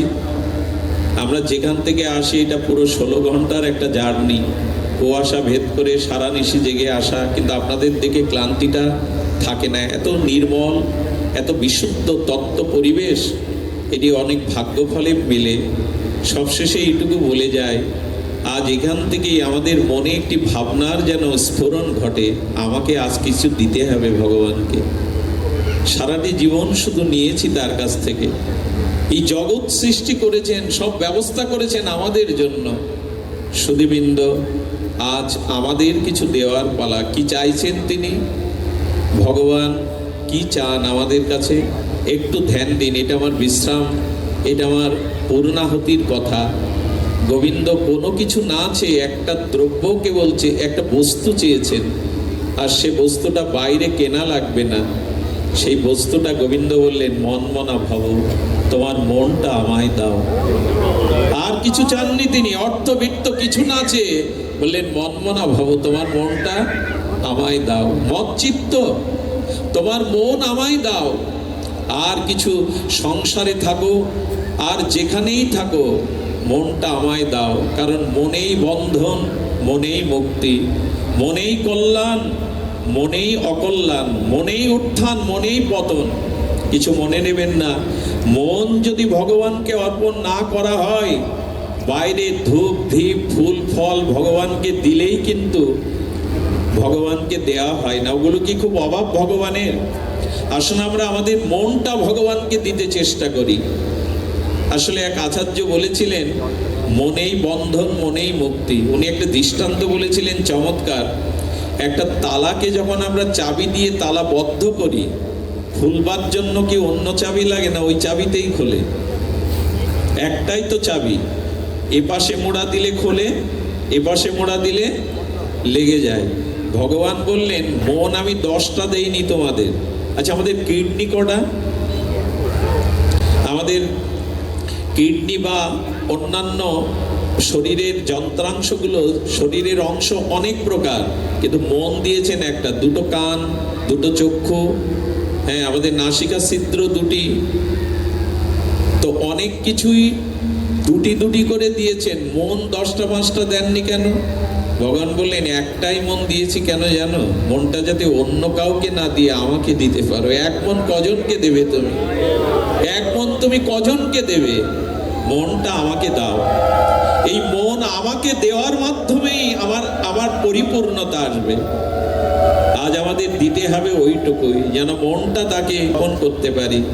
রূপ সনাতন যখন দবির খাস, সাকর মল্লিক, রাজ কর্মচারী, তারা চিঠি লিখেছিলেন মহাপ্রভু, প্রভুকে নিবেদন করেছেন, বিষয় আবর্তে আমরা আবদ্ধ হয়ে আছি, প্রভু আমাদের মুক্তির মন্ত্র বলো, আমাদের এই বন্ধন মুক্তির মন্ত্র বলো। আমি আপনাদের মহাপ্রভুর হাতের লেখা সেই 2টি পয়ার, বিশ্বের সর্বোত্তম মনে হয় এই 2টি অক্ষরের সদুত্তর মহাপ্রভু লিখে রূপ সনাতনের কাছে পাঠিয়েছিলেন। নিজ পরিকর কিনা, তাদের দ্বারা জগতে ভক্তি শিক্ষা দেবেন কিনা, সেই 2টি অক্ষর ছিলেন, লিখে পাঠিয়েছিলেন। যেটি আমরা আজকে যারা বলি যে আমরা ভগবানে মন দিতে পারছি না, মহাপ্রভু লিখেছেন, পর ব্যাসিনী নারী ব্যাগ্রাপি গৃহ কর্মস তদেবাস্মাদনাত্ম নব সঙ্গ রসায়নাম। আহা, এরকম দৃষ্টান্ত মহাপ্রভুদের মুখে আসা উচিত নয়। কোন কুলোটা নারীর কথা কি শ্রীমান মহাপ্রভুর মুখে আসা উচিত? কিন্তু প্রভু বললেন কেন? বললেন, এর থেকে উত্তম দৃষ্টান্ত জগতে আর দ্বিতীয় নাই। প্রভু কি বললেন শুনুন, পর ব্যাসিনী নারী ব্যাগ্রাপি গৃহ কর্মস। দেখবেন, যে পতির সংসারে, স্বামীর সংসারে কোনো রমণী যদি আত্মস্খলন পূর্বক পরপুরুষকে মন দেয়, কুলোটা হয়, সে কি করে জানেন? ব্যাগ্রাপি গৃহ কর্মস। সকাল থেকে রাতে শোয়ার আগ পর্যন্ত ক্ষিপ্রতার সহিত স্বামী সংসারের সমস্ত কাজ সম্পন্ন করে, ক্ষিপ্রতার সহিত কাজ করে, কিন্তু মনে মনে নব নব রসে সেই উপপতির সাথে তার চিন্তায় মিলিত হতে থাকে। স্বামীর সংসারে থেকেও সমস্ত কর্ম সম্পন্ন করেও মনে মনে সেই উপপতির চিন্তা নব নব রসে নব নব ভাবে মিলিত হয়। মহাপ্রভু বললেন, কুলোটা রমণী যদি সংসারের সমস্ত কাজ ব্যগ্রতার ক্ষিপ্রতার সহিত করেও পরপুরুষের চিন্তা করতে পারে, তবে তুমি সংসারের মাঝে থেকে পরমপতি কৃষ্ণের চিন্তা কেন করতে পারবে না? যদি ও পারে, তুমি কেন পারবে না? এই জন্য আসুন, আমরা যে অবস্থানে আছি সেখান থেকেই আমরা মনটা ভগবানকে দেই। কেন জানেন? মন স্বাভাবিক ভগবানের প্রীতিকে চায়, প্রেমকেই চায়। মনের গতাগতি, মনের আসক্তি, মনের প্রাপ্তি একমাত্র ভগবানে। সেটি কেমন? বৃন্দাবনে ব্রহ্মমোহন লীলায় যেদিন ধেনুবৎস গোবিন্দের সখাদের হরণ করে আর গুহার সিংহের মধ্যে 1 বছর কাল আটকে রেখেছিলেন, আপনারা প্রত্যেকেই জ্ঞাত আছেন। গোবিন্দ প্রতিটি সখা, গাভী, বৎস, এমনকি রাখালের হাতের পাচুনিটাও গোবিন্দ স্বরূপে শশা ঘরে ফিরে গেছিল 1 বছর। কিন্তু ওই ঘরের মারা লক্ষ্য করতে লাগলো, কৃষ্ণের সখারূপে আমাদের সন্তানদের আগে আমাদের যতটা ভালো লাগতো, স্নেহ মমতা ভালোবাসতাম, তার থেকে কোটি গুণ ভালোবাসা কেন ওদের প্রতি এখন? মানে 1 বছর আগে তাদের পুত্ররা যখন গোষ্ঠ থেকে ফিরত, মায়েরা যত্ন করত, ভালোবাসত, বুকে জড়িয়ে ধরত। কিন্তু কৃষ্ণরূপে যখন সখারূপে গাভীরূপে গেল, তখন ওদের প্রতি আসক্তিটা, প্রীতিটা কোটি গুণ বেড়ে গেল। মারা বুঝতে পারছে না সন্তানদের প্রতি এত আসক্তি কেন। গাভীগুলো ছুটে আসে, গোবর্ধনের ওপার থেকে গাভী মা তার পুচ্ছটা আকাশের দিকে দিয়ে ছুটে নেমে আসে ওই বৎসের জন্য। বলরাম বলছে, বারে আগেও তো গোচারণ করেছি, গাভী মা তো এত আসক্তি বাচ্চাদের প্রতি আসেনি। এর কারণ কি জানেন? মন ভগবানকেই চায়। আসলে সখারূপে কৃষ্ণই তো ওদের দুয়ারে গেছে। এখানে পরীক্ষিত মহারাজ প্রশ্ন করেছিলেন ছিল সুখদেব ভগবানের কাছে যে স্বাভাবিক স্নেহ প্রীতি ওদের বেড়ে গেল কেন? বলো, মানুষের স্বাভাবিক প্রীতি ভগবানের দিকেই। আমরা মনে করি স্বামী, পুত্র, কন্যা এদের দিকে, কিন্তু মনের স্বাভাবিক অনুরাগ ভগবানের দিকে। কারণ প্রিয় বস্তু ভগবান ছাড়া আর কেউ হতে পারে না। এর জবাবে সুখদেব বললেন, শ্রীকৃষ্ণই আত্মা, আর আত্মাই হলো জীবের সব থেকে প্রিয়। মানুষ দেখবেন নিজেকেই বেশি ভালোবাসে, কারণ সে আত্মাকেই ভালোবাসে, অন্যকে না। এই আত্মারও আত্মা, পরমাত্মার পরাবস্থা সচ্চিদানন্দ ভগবান। আমাদের মন স্বাভাবিক তার দিকে যেতে চায়, আমরা আসলে আটকে দিয়েছি। ভালোবাসাটা, মনটা তাকেই দিতে। আত্মায় প্রিয়, এই প্রিয়বোধ এই জন্য ওদের হচ্ছে ওই সখাদের মায়েদের, গাভী মায়েদের, তাদের বৎসের প্রতি। শাস্ত্রে বলছে দেহের প্রতি মমতা বেশি দিন টিকে থাকে না, আত্মায় প্রিয়। আত্মায় প্রিয়তার স্বরূপ। এই জন্য ভগবানকে মনটা না দিতে পারায় আমাদের ব্যর্থতা, ভগবানকে মনের অনুরাগ, প্রীতি, ভালোবাসা না দেওয়ায় আমাদের অভিশাপ। আসুন আজ থেকে সংকল্প করি, মনের প্রীতি, মনের অনুরাগ যেন ভগবানকেই দিতে পারি, রাধারানীকেই দিতে পারি, শ্রীনিতাই গৌরকে দিতে পারি। সর্বোপরি শ্রী গুরু মহারাজের চরণে যেন আমাদের এই মন, মনের অনুরাগ সম্পূর্ণ সমর্পিত হয়। এই গোপালদি জগন্নাথ মন্দিরে, শিব মন্দিরে আসতে পারাটা আমার জন্য সৌভাগ্যের। যে শুভাবস্থা 3য় দিবস ব্যাপী আজকের এই সেবকবৃন্দ করেছেন জগন্নাথের, তারা ভগবানের বিশেষ কৃপা পাত্র। এমন একটি মাঙ্গলিক অনুষ্ঠান, এমন একটি ভাগবত অনুষ্ঠান, এটি করা অর্থ, নিজের কায়িক পরিশ্রম, নিজের শ্রম, সময় যারা দিয়ে এমন ভাগবত নিকেতন রচনা করেছেন, ভগবান এবং আমাদের রাধা ঠাকুরানী প্রীতিময়ী, লাদিনী, অধীশ্বরী, ব্রজেশ্বরী যেন তাদের প্রতি কৃপা পরবশন। আমি মূর্খ, নর্দমার বিষয়ী কীট, সবসময় আসতে পারি না আপনাদের কাছে। একটা ভিক্ষা আঁচল পেতে চাইব আপনাদের কাছে। আপনারা আপনাদের আশীর্বাদ, চরণের ধুলি বাতাসে উড়িয়ে আমার মস্তকে দেবেন, যেন জন্মে জন্মে আপনাদের মতো এমন ভাগবত অনুরাগী ভক্তগণের সান্নিধ্যে আসতে পারি, যেন আপনাদের চরণে এভাবে নিজেকে সমর্পণ করতে পারি। আজ এইখানেই ভাগবত বিশ্রাম। জয় শ্রী গুরু প্রেমানন্দ,